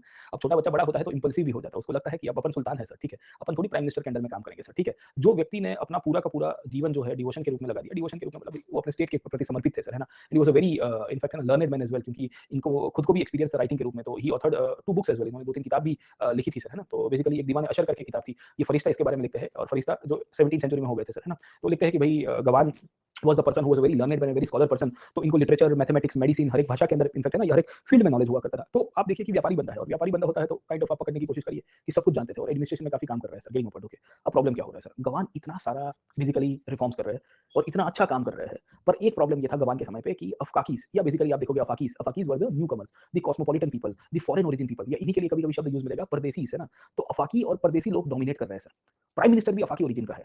यहाँ पे बैठे बैठे दक्कन के 2 समुदाय के लोग उनको पसंद नहीं आ रहा है। कौन थे? एक तो मूल Deccani, the original person of the south India sir, जो इतने सदियों से बैठे हुए हैं, वो कह रहे हैं कि आर यू कॉमेडी मी, समझे नहीं समझे, है ना। You see that meme, are you comedy me sir, है ना, गेटिंग। तो बोले are you comedy me sir, है ना, गेटिंग, है ना। तो वो कहानी है सर, वो नेपाली मीम है सर, है ना। It's a very interesting meme sir, है ना, कि भाई गवान जो काम कर रहे हैं, वो गवान का कार्य इनफैक्ट है ना काफी लोगों को पसंद नहीं आएगा, not many people will like that, okay. So irrespective Mahmud Gawan was able to consolidate and bring a good name to the Bahmani Sultanate. Gawan had his own sets of challenges, और उनकी सबसे बड़ी चैलेंज क्या हुआ करती थी सर, यहाँ के दक्कनी लोग हुआ करते थे सर, समझे आप लोग, ठीक है। सो गवान इज लाइक कि यार इतना सारा करने के बाद भी गाली पड़ रही है हमको सर, है ना। और गाली क्यों पड़ रही है? क्योंकि दक्कनी नोबल्स जो थे, वो हमेशा डोमिनेट करना चाहते थे और उनको पसंद नहीं आता था कि यार ये लोग आके इनफैक्ट एडमिनिस्ट्रेशन में इंपॉर्टेंट पोजीशंस के ऊपर आ रहे हैं सर, है ना? समझे? अब देखिए गवान को इनिशियली काफ़ी लोगों ने कहा कि आउटसाइडर है, बट रियलिटी ये थी कि Gawan in spite of being an outsider he was able to bring out so much reforms and bring a good name to the Bahmanis, है ना? समझे? तो वैसा नहीं था कि आके खाली पैराशूट लैंडिंग करवा दिया है, मतलब नॉर्मली पॉलिटिक्स में ये होता है कि पैराशूट लैंडिंग होता है तो लोग क्रिटिसाइज़ करते हैं, but some people do perform even after parachuting sir, है ना? अगर लैंडिंग करने के बाद भी परफॉर्म करते हैं तो लेजिटिमाइज़ हो जाते हैं कि भाई चलिए इनकी अपॉइंटमेंट कुछ गलत नहीं थी सर, है ना? काफ़ी-काफ़ी बार प्रश्न होता है कि भाई फलाने व्यक्ति को आपने बिठा दिया कहीं और से लेके आके sir, getting my point, okay. तो प्रॉब्लम ये हुआ दक्कनियों के साथ, है ना? अब दक्कनी नाराज़ थे, दक्कनी कह रहे हैं कि यार हमारे साथ प्रॉब्लम है सर, है ना? हमको तो सुनाई नहीं जा रहा है एडमिनिस्ट्रेशन के अंदर से सर, ठीक है। और हमारे जो राजा है वो भी नहीं सुन रहे हैं सर, ठीक है। अब दक्कनी अकेले नहीं थे सर, दक्कनियों के साथ यहाँ के हबशी लोग थे एबीसिनियंस। अब देखिए एबीसिनियंस के साथ प्रॉब्लम ये है ना कि ये स्लेव्स थे, ये भी फॉरेन ओरिजिन के ही लोग हैं। और ये फॉरेन ओरिजिन में आप पकड़ने की कोशिश करिए कि they were not looking like the Afaqis. Mahmud Gawan के एडमिनिस्ट्रेशन को डोमिनेट करने वाले जो लोग थे वो सब परदेसी लोग थे सर। और इन्हीं के लिए शब्द यूज़ किया अफाकी। अब देखिए ये कभी-कभी सिनोनिम के रूप में मिलेंगे पर डिफरेंस है इनके बीच में। अफाकीज़ के लिए शब्द यूज़ किया गया है कॉस्मोपॉलिटन, मतलब एक ऐसे लोग जो पूरी दुनिया देख के आए। परदेसी मतलब ऑब्वियसली फॉरेनर पीपल्स है, माइल्ड डिफरेंस है। कभी कभी अफाकी शब्द दिखेगा, कभी परदेसी दिखेगा, तो don't get confused between them. Afaqis का मतलब होता है कॉस्मोपॉलिटन। अब देखो इंडिया में उस टाइम पे कॉस्मोपॉलिटन कौन था? जो बाहर से आए थे वही लोग कॉस्मोपॉलिटन थे सर, है ना? तो यहाँ की जो ट्रेडिशनल नोबिलिटी थी that was not cosmopolitan in outlook, है ना? समझे कि नहीं समझे? इसके लिए in some books you will find the word Afaqis in some book. कभी-कभी एक लाइन में अफाकी लिखा होगा, दूसरी लाइन में परदेसी लिखा होगा। तो आप जब पहली बार पढ़ रहे होते हैं ना तो आपको वो गाना भी बज जाता है। बोले परदेसी परदेसी जाना नहीं सर, ठीक है? बोले कभी परदेसी चल रहा था, अभी अफाकी चल रहा है सर, है क्या सर? ठीक है? तो अल्टीमेटली एक ही है सर, है ना? ज़्यादा उतना डिफरेंस नहीं है। बट वो 19-20 का सवाल आ जाता है तो आपको एटलीस्ट नोमेनक्लेचर क्लियर हो जाना चाहिए सर, ठीक है। अब गवान के ऊपर आरोप लग रहा था कि गवान इनके ज़्यादा लॉयल है सर, है ना? गेटिंग माय पॉइंट, है ना? और गवान इनको ज़्यादा फेवर करता है, फेवरेटिज्म है, ये सब चीज़ें आपको नॉर्मली भी दिखती है एडमिनिस्ट्रेशन सेटअप के अंदर सर, ठीक है। तो this was the case with respect to Gawan और गवान बेसिकली उनके ऊपर यही आरोप लगे, यही प्रश्न उठे कि यार ये तो गलत बात है सर, है ना? आप इनको फेवर करवा रहे हो सर, ठीक है। दूसरा प्रॉब्लम ये था कि ये जो बाहर के लोग थे ना, ये सब शिया ओरिजिन के थे सर, ठीक है। They were all the Shia origin sir. And because they were of the Shia origin तो the second question that came into the picture was that कि यहाँ के लोग क्या करेंगे? अब देखिए इनका देखने का थोड़ा लुक्स भी अलग था, ये सेंट्रल एशिया से थे, वेस्ट एशिया से थे, ठीक है। तो genetically they were quite different from the traditional people, है ना? तो फिर वो यही जलता है मुझसे मजनू वाली कहानी आपको दिखती है सर, ठीक है। कि यार ये थोड़े हट्टे-कट्टे हैं, चौड़े हैं सर, ठीक है ना? तो काइंड ऑफ उसके सामने आप देखिए जो फॉरेन ओरिजिन के दूसरे लोग थे अबिसिनियंस बेचारे, ये हबशी हुआ करते थे सर, ठीक है। तो इनके साथ प्रॉब्लम ये था कि ये परदेसी लोग ये अबिसिनियंस को मतलब हबशी लोगों को डाउन करके देखते थे। तो Abyssinians were also foreigner people, the Afaqis were also foreigner people. Afaqis मतलब सेंट्रल एशिया से आए हुए। अबिसिनियंस मतलब इथियोपिया से, अफ्रीका के नॉर्थ अफ्रीका के आए हुए गुलाम सर। अब ये ब्लैक्स थे और ये व्हाइट थे, सारी भाषा में आप देखिए, है ना? हम ब्लैक एंड व्हाइट की लैंग्वेज में देखते हैं। सेंट्रल एशिया से आए हुए फॉरेनर्स व्हाइट थे, अफ्रीका से आए हुए बेचारे फॉरेनर्स ब्लैक थे सर, गेटिंग माय पॉइंट। तो व्हाइट वाला ब्लैक को बुली कर रहा था उस टाइम पे सर, गेटिंग माय पॉइंट, है ना? और व्हाइट वाला शिया को फॉलो कर रहा था। तो यहाँ के जो ब्लैक माइग्रेंट्स हैं, अफ्रीका से आए हुए सर, है ना? वो लोग नाराज़ हो गए हैं, बोले यार हम भी फॉरेनर हैं, but we are not given due representation, neither we are given due respect, है ना? अब वो तो फीलिंग आ जाती है ना, हम का चाहिए फुल इज्जत सर। तो फिर इज्जत तो मिल नहीं रही थी, उसमें दखानी तो और नाराज़ बैठे हुए, बोले हम तो क्या भजिया तल रहे हैं generation by generation sir, getting my point. अब दक्खनी लोग ज़्यादातर सुन्नी हुआ करते थे। अब सेकंड प्रॉब्लम वाज़ दैट कि the Dakhnis were majority Sunni. So a sectarian problem cum racism problem cum white black problem and foreigner and local problem, मतलब कितने चैलेंजेस है सर, है ना? तो आप पकड़ने की कोशिश करिए कि महमूद गवान वाज़ लाइक दिस, है ना? बोले यार ये कल उठ के ब्लैक एंड व्हाइट का लड़ाई हो जाता है, काले और गोरों के बीच में सर, है ना? मेरे 2 विदेशी लोग हैं हमारे कोर्ट के अंदर सर। या कभी दक्खनी और विदेशी लोगों के बीच में लड़े तो उसमें परदेसी जाते हैं। कभी इनफैक्ट लड़ाई होती है शिया और सुन्नी के बीच में, क्योंकि सेंट्रल एशिया से आए हुए लोग वो शिया संप्रदाय को फॉलो करते थे और ये शिया होने के नाते एडमिनिस्ट्रेशन में डोमिनेटिंग पोज़ीशन पे है। तो कैसे पसंद करेंगे sir? Bashar al Assad is a शिया, समझे कि नहीं समझे? Getting my point. Bashar al Assad की कहानी क्या है सर? और सीरिया की स्टोरी देख लीजिए सर, उसको क्यों नहीं स्वीकारा जा रहा है? You try to see the story of Shia Sunni politics. Syria की कहानी आप देखिए, इराक की कहानी देख लीजिए सर। इराक में क्या हुआ था sir? Saddam Hussein was a Sunni and he was actually dominating a Shia majority country. Saddam की कहानी आप देखोगे तो Saddam was a Sunni sir, है ना? उसने शियाओं को कितना कत्लेआम करवाया सर। ईरान में सेक्टेरियन डिफरेंस इसके लिए तो है सर। आईसिस वाले क्या कर रहे थे? शियाओं को मार रहे थे। आईसिस वाले शिया को सुन्नियों को नहीं मार रहे थे। मतलब ट्रेडिशनली जब विलेजेस के ऊपर अटैक किया जाता था तो they used to leave the Sunnis, बोला तो सुन्नी हो तो तुम जाओ सर, मैं शिया को मारूँगा। तो ये शिया सुन्नी तो ये आज की नहीं है सर, ये तो तब भी चल रही है सर। मिडल ईस्ट की आज पूरी गेम देखोगे, Houthi rebels and Saudi Arabia sir. ये द हूथी रेबल्स मूलतः से ये शिया फॉलो करते हैं। सऊदी जो है वो सुन्नी है सर। तो उसमें ये गेम तो ये आज भी चल रही है सर, ये तब की नहीं है sir. This is going in the present as well sir. ये पीएलए पैलेस्टाइन लिबरेशन ऑर्गेनाइजेशन जो फ्रंट है सर, है ना? वो क्या-क्या गेम कर रहा है सर, है ना? तो एवरीवेयर सर, है ना? ईरान क्यों सपोर्ट कर रहा है हूथीज़ को? अरब्स और जूस की कहानी छोड़ दीजिए, मैं आप विदिन इस्लामिक फोल्ड में देख लीजिए सर। अरब जूस का तो अलग कहानी है। अरब्स और जूस तो साथ में बैठ के यूरोप में चाय भी पीते हैं सर, है ना? कैफ़ेज़ के अंदर। ठीक है, जब व्यापार करना होता है ना दोनों को, तो अलग ही कहानी चलती है सर। वो तो आप मतलब वो आपके वो प्री कंसीव्ड नोशंस है ना, टूट जाएँगे जब आप कहीं कॉर्पोरेट वर्ल्ड में आगे जाओ। क्योंकि मैं दुनिया देख के आया हूँ ना यार, ठीक है। मेरे भी कुछ प्री कंसीव्ड क्योंकि मैं यूपीएससी के अंदर ऑलरेडी इन्वॉल्व हो चुका था when I was into business and all this. मैं देख रहा हूँ, मैंने बोला, हाँ, वल्लाह हबीबी, what is going on? Why this Arabs and this Jewish businessman are discussing among themselves, so the money was the matter sir. Okay, money was the matter. तो अलग ही कहानी है सर, है ना उसकी सर। तो let me come back to this point. Mahmud Gawan actually उसके ऊपर आरोप लग रहा है कि भाई this guy is trying to give legitimacy to the Shias. समझ में आ रहा है कि नहीं आ रहा है सर आपको सर? ठीक है, समझे कि नहीं समझे? He is trying to give legitimacy to the foreigners. Foreigners में भी white foreigners, not the black ones. So the black foreigners who came in the army, who came in the slaves, they also were having resentment and grievances against the state. Getting my point? Mahmoud Gawan was pushing Afaki people in the higher administrative positions. So irrespective, whatever has been done by Mahmoud Gawan, the Dakhni nobles started plotting conspiracy. सबसे ज़्यादा जल्दी थी इनकी sir, क्योंकि यही नाराज़ थे। किसका कटा था? ये पूरे के पूरे एडमिनिस्ट्रेशन में सर। और जो इनिशियली आए थे 1320, 1330, 1340 के समय पे, उस टाइम पे इतने डोमिनेटिंग नहीं थे अफाकीज़। अफाकीज़ डोमिनेट हुए after the capital was shifted to Gulbarga. पहले लिमिटेड था, बट उसके बाद तो बहुत डोमिनेट हो गए, क्योंकि फिर उसके बाद उन्हीं का ही दबदबा चल रहा है। और ये 1500 तक का पीरियड है, मतलब 100 साल से इनका ये generation by generation Afaqi peoples are dominating the administration. तो ऑब्वियस है ना यार कि लोकल नोबिलिटी वो कह रही है कि बढ़िया चलेंगे सर। अब Mahmud Gawan was not the sultan, सुनिए मेरी बात। Mahmud Gawan was actually the prime minister of Mohammad Shah III। वही मोहम्मद शाह छोटी चड्डी पहनते थे, बड़ी शरारत करते थे सर, बड़े हो गए हैं सर। सिंपल है ना सर। मोहम्मद शाह III को किसी ने बोला, बोले राजा तुम्हें पता है आपका प्राइम मिनिस्टर क्या कर रहा है? राजा इंपल्सिव है। राजा गुजराती में काचा कान से, काचा कान खबर पड़े कि उनके कान बहुत कच्चे हैं, जो भी बोलता है उसको सही मान लेता है सर। गेटिंग माय पॉइंट, समझे कि नहीं समझे? जो भी बोलता है उसको सही मान लेता है सर। तो एक समय की बात है और मैंने एक पिक्चर देखा था। पिक्चर में ऐसा हुआ कि इनफैक्ट परेश रावल था, परेश रावल थे, अपने अक्षय कुमार थे और सुनील शेट्टी से sir. And they used to stay in the house of Paresh Rawal as a tenant. ये दोनों टेनेंट के रूप में काम करते थे, इनके घर पे रहते थे और भाड़ा देके वहाँ पे रहते थे सर। फिर एक दिन अक्षय कुमार यूँ न्यूज़पेपर पढ़ते इनफैक्ट है ना, परेश रावल को कहता है कि एक किराएदार ने अपने मकान मालिक के सर के ऊपर एक बोतल मार के उसकी हत्या कर दी और सारा का सारा घर हड़प लिया सर। गेटिंग माय पॉइंट, समझे? तो किराएदार मकान मालिक के ऊपर अटैक कर सकता है, ऐसे न्यूज़ आए थे। अक्षय कुमार परेश रावल को कहता है कि सर एक काम करिए, आप पूरे पेज के ऊपर साइन ले लीजिए सर। ये साइन लेने से कि आपके पास एविडेंसेस रहेंगे कि आपकी प्रॉपर्टी आपकी है सर। गेटिंग माय पॉइंट, समझे कि नहीं समझे? है ना? तो ये साइन लेने वाला जो कांसेप्ट है, ये साइन लेने वाला कांसेप्ट आप पकड़ने की कोशिश करिए कि यहाँ पे आपको दिखेगा सर। देखिए there is so much of stigmatization when it comes to women sir, है ना? और हमारी फिल्म इंडस्ट्री वुमेन को कमोडिटी के रूप में देखती है सर, ठीक है? समझे कि नहीं समझे? एंड इसी से ही हमको समझ में आता है कि how do we see the normal society as well sir. Getting my point, okay? समझे कि नहीं समझे? तो इवन आप कमेंट सेक्शन के अंदर भी कमेंट्स कर रहे हो तो आप थोड़ी क्या कहते हैं कि थोड़ी बहुत डिसेंसी बताइए सर, है ना? Do not try to objectify sir. हम कोई चीज़ों को फनी वे के अंदर देख रहे हो, उसका मतलब ये नहीं है कि उसको लिटरली देख लेंगे सर, समझे आप लोग? ओके, अब कहानी क्या है सर, है ना? सो कहानी ये है कि ये जो मूवी का सीन है, ये मूवी का सीन एक्चुअली रिपीट हुआ। और रिपीट कैसे हुआ पता है? तो ये जो दक्खनी नोबल्स थे ना, because Gawan was the prime minister eight that time, तो गवान के पास बेसिकली पेपर लेके गए। तो इधर साइन करना है सर आपका, वो कागज़-वागज़ बाकी है सर। और कागज़ का तो प्रोलिफरेशन हो चुका है, मैंने आपको ऑलरेडी बताया। पेपर इंडस्ट्री तो इंडिया में धम-धोकार चल रही है, मतलब सर, समझे आप लोग? ठीक है, वेरी गुड। तो दक्खनी नोबल्स ने गवान से साइन करवा दी सर। और साइन करवाने के बाद क्या किया गया पता है सर? उसके ऊपर लिखवाया गया कि मैं महमूद गवान विजयनगर का सुल्तान हूँ sir. Getting my point? I Mahmud Gawan I am the sultan of Vijayanagar and I give true legitimacy to the Vijayanagar. और फिर उसके साथ विजयनगर का सील-विल लगवा के साइन गवान की करवा दी।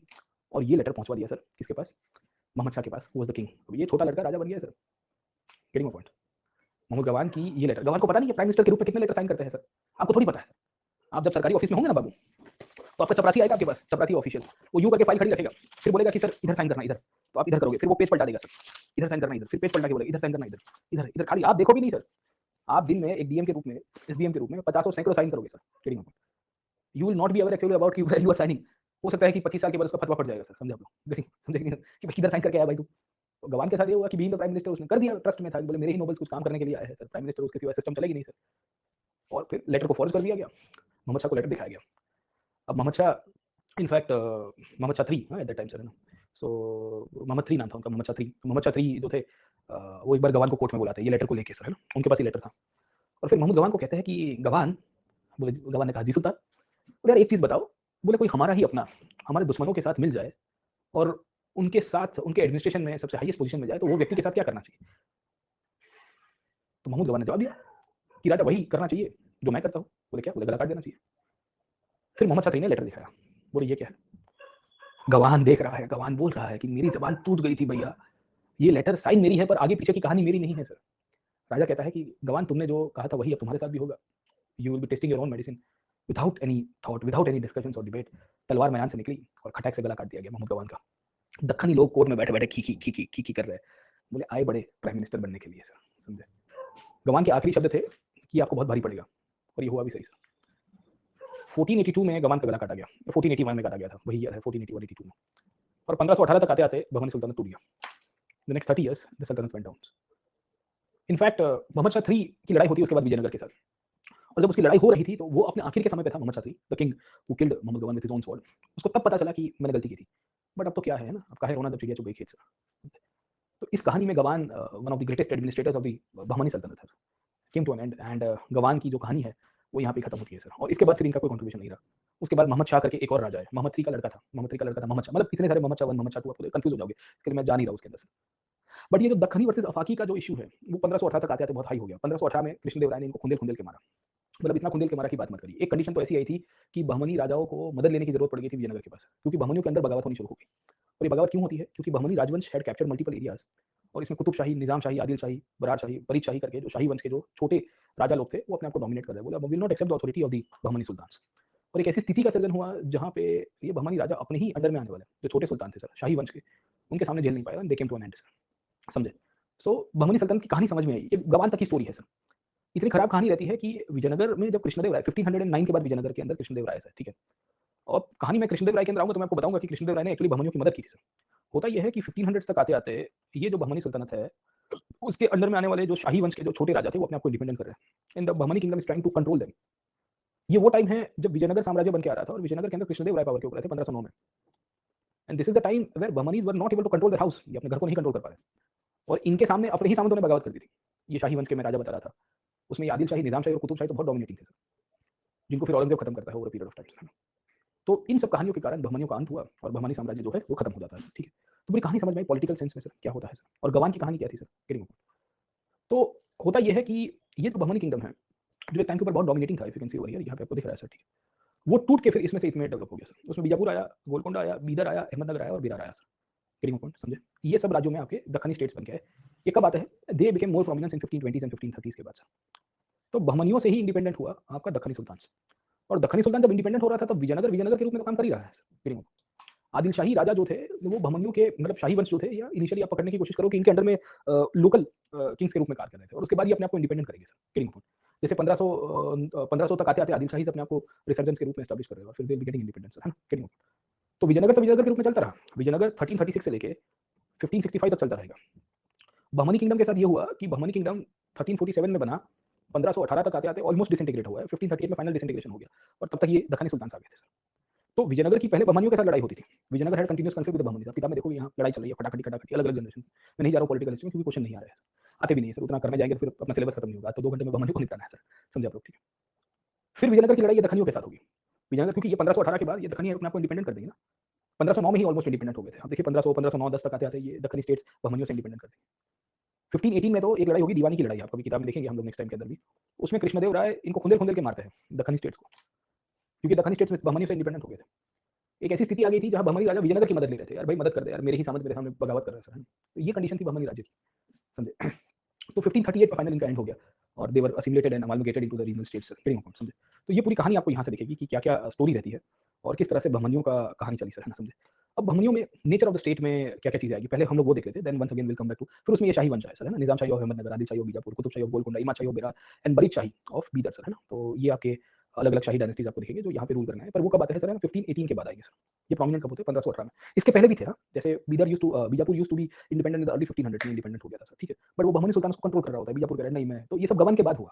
आपको जो देखना है वो गवान के सेंट्रिक ही देखना है कि भाई ये सब गवान के कारण नहीं हो रहा है, गवान जब तक जिंदा थे तब तक कुछ नहीं हो रहा, गवान को मरवा दिया उसके बाद इनका ये लड़ाई हो जाती है सर, किंग समझे आप लोग। अब सवाल ये है कि गवान का पूरा एडमिनिस्ट्रेशन हमने एक चीज में देखा, वो ये है कि गवान में अफाकीज का बहुत बड़ा रोल प्ले था। तो यहाँ से nature of the state of Bahmani sultan, was it a foreign state, कभी कभी ओपिनियंस आते हैं sir, how far do you agree that the state was run by the foreigners, समझे। Was it the reason behind the decline of Bahmani Sultanate, प्रश्न तो यही आएगा आपको कि भाई बहमनी सुल्तान के पतन के पीछे ये जो अफाकी वर्सेस दक्कनियों की कहानी है वो क्या है सर। तो मैंने अभी आपको स्टोरी लाइन में बता दिया, पर आपको खाली बुलेट पॉइंट्स आपको लिखवा देता हूँ, क्योंकि अगर प्रश्न आएगा तो आप आराम से उसको मसाले के अंदर कहीं पे भी पुश कर सकते हो सर, है ना। तो let's see how the story emerges about the Afaqis versus Deccanis and how far the Afaqis were responsible behind the decline sir, समझे आप लोग। Were Afaqis were the one who was responsible और the internal strife, ultimately internal strife ही responsible था इनके decline के पीछे sir, है ना।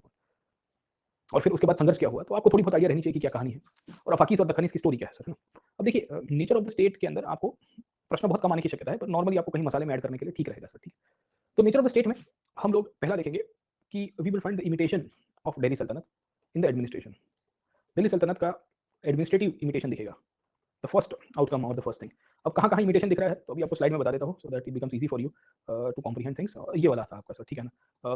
King was the sultan of affairs, vakil, wazir, Bakshi, काजी, दबीर, मुफ्ती, कोतवाल, वही पुरानी सिस्टम आपको दिखेगी। तरफदार की कहानी मैंने आपको बता दी, फायर आर्म्स का यूज हुआ और बेसिकली खालिसा की लैंड राजा के पास मिल रही है सर, ठीक है।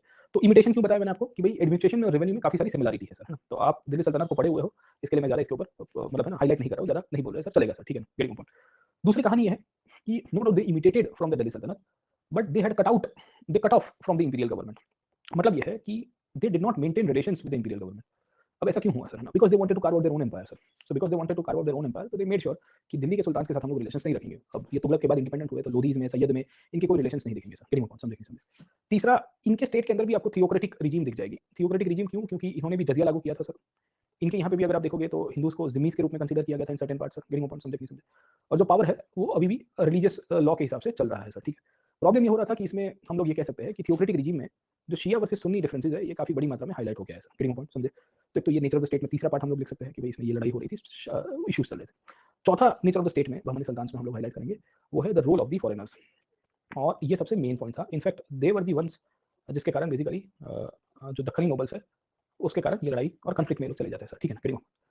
अब फॉरेनर्स का इंपॉर्टेंस ये है कि they were given important positions in the administration and some of them came as a merchants, some of them came as a traders, some of them came as we can say the authors, some of them came as the administrators, है ना, सब अलग अलग कार्य के रूप में आने की शुरुआत करते हैं, सर, गेटिंग पॉइंट, समझे आप लोग? इनमें से कुछ कुछ के बाप दादा भी भारत में आ चुके थे, सर, है ना। So when Mohammad bin Tughlaq actually in fact migrated from Delhi to Daulatabad and when the new colonies were set up, हमने आपको बताया था कि दौलताबाद के अंदर नई कॉलोनीज का सेटअप किया जाता है, उस समय पे काफी लोग यहाँ पे सेटल हो चुके हैं और उन्हीं के ही वंशज के रूप में भी आपको कुछ लोग दिखेंगे, सर, ठीक है। नो डाउट ये फॉरेन ओरिजिन के लोग थे, उसमें से कुछ इमीडिएटली फर्स्ट जनरेशन के थे, कुछ थर्ड जनरेशन के थे, कुछ सेकंड जनरेशन के थे, पर इनके साथ ये हुआ कि they started intermingling with the people of India. और हमको पता चलता है मर्चेंट एंड ट्रेडर्स एक ही है, सर, कभी-कभी सिनोनिम के रूप में यूज हो जाता है, सर, ठीक है ना। ट्रेडिंग जनरली क्या करते हैं, कमीशन बेसिस के ऊपर करते हैं, और मर्चेंट जो होता है वो कमीशन बेसिस के ऊपर कार्य शायद ना करता हो, खुद का भी इनफैक्ट है ना दुकान खोल के काम कर रहा होगा, सर, ठीक है, समझे? ट्रेडिंग ट्रेडिंग का काम ही होता है बेसिकली कमीशन के ऊपर काम करना। मर्चेंट्स का काम ऐसा नहीं होगा, सर, मर्चेंट शायद तक कोई स्पेसिफिक कमोडिटी के साथ, मैन्युफैक्चरिंग के साथ भी शायद जुड़ा हो सकता है, सर, ठीक है ना। चलिए, तो इंटरमिंगलिंग हुआ, इंटरमिंगलिंग कैसे हुआ, इंडियंस के साथ इंटरमिंगलिंग किया, और इंडियंस के साथ इंटरमिंगलिंग किया तो ऑब्वियसली आपको मैरिजेस भी दिख जाएंगे इनके, सर।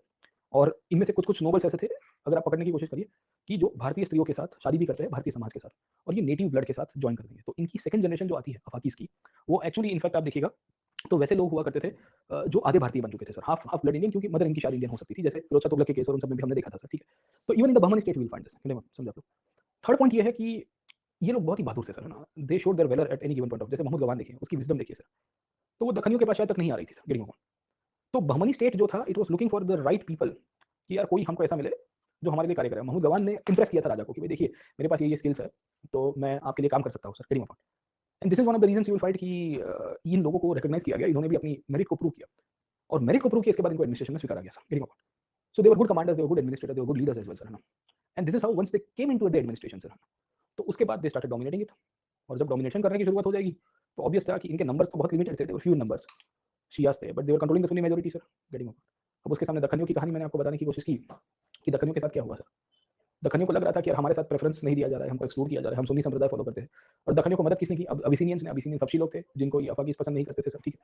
तो ये जो रोल ऑफ फॉरेनर्स और वर्सेस दक्खनी है, वहाँ दक्खनी के केस के अंदर हम लोग लिख सकते हैं कि they were in the majority, and in spite of they were in the majority did not hold important positions. इनकी कोई पोजीशंस इंपॉर्टेंट नहीं हुआ करती थी, sir, getting point. Neither they had the authority in the administration and because they were basically Sunni in nature. और दक्खनियों को मदद करने के लिए अबिसिनियंस भी आ रहे थे। अबिसिनियंस वैसे लोग थे जो नॉर्थ अफ्रीका के ओरिजिन के लोग थे, और इनके साथ रेशियल अब्यूज हो रहा था।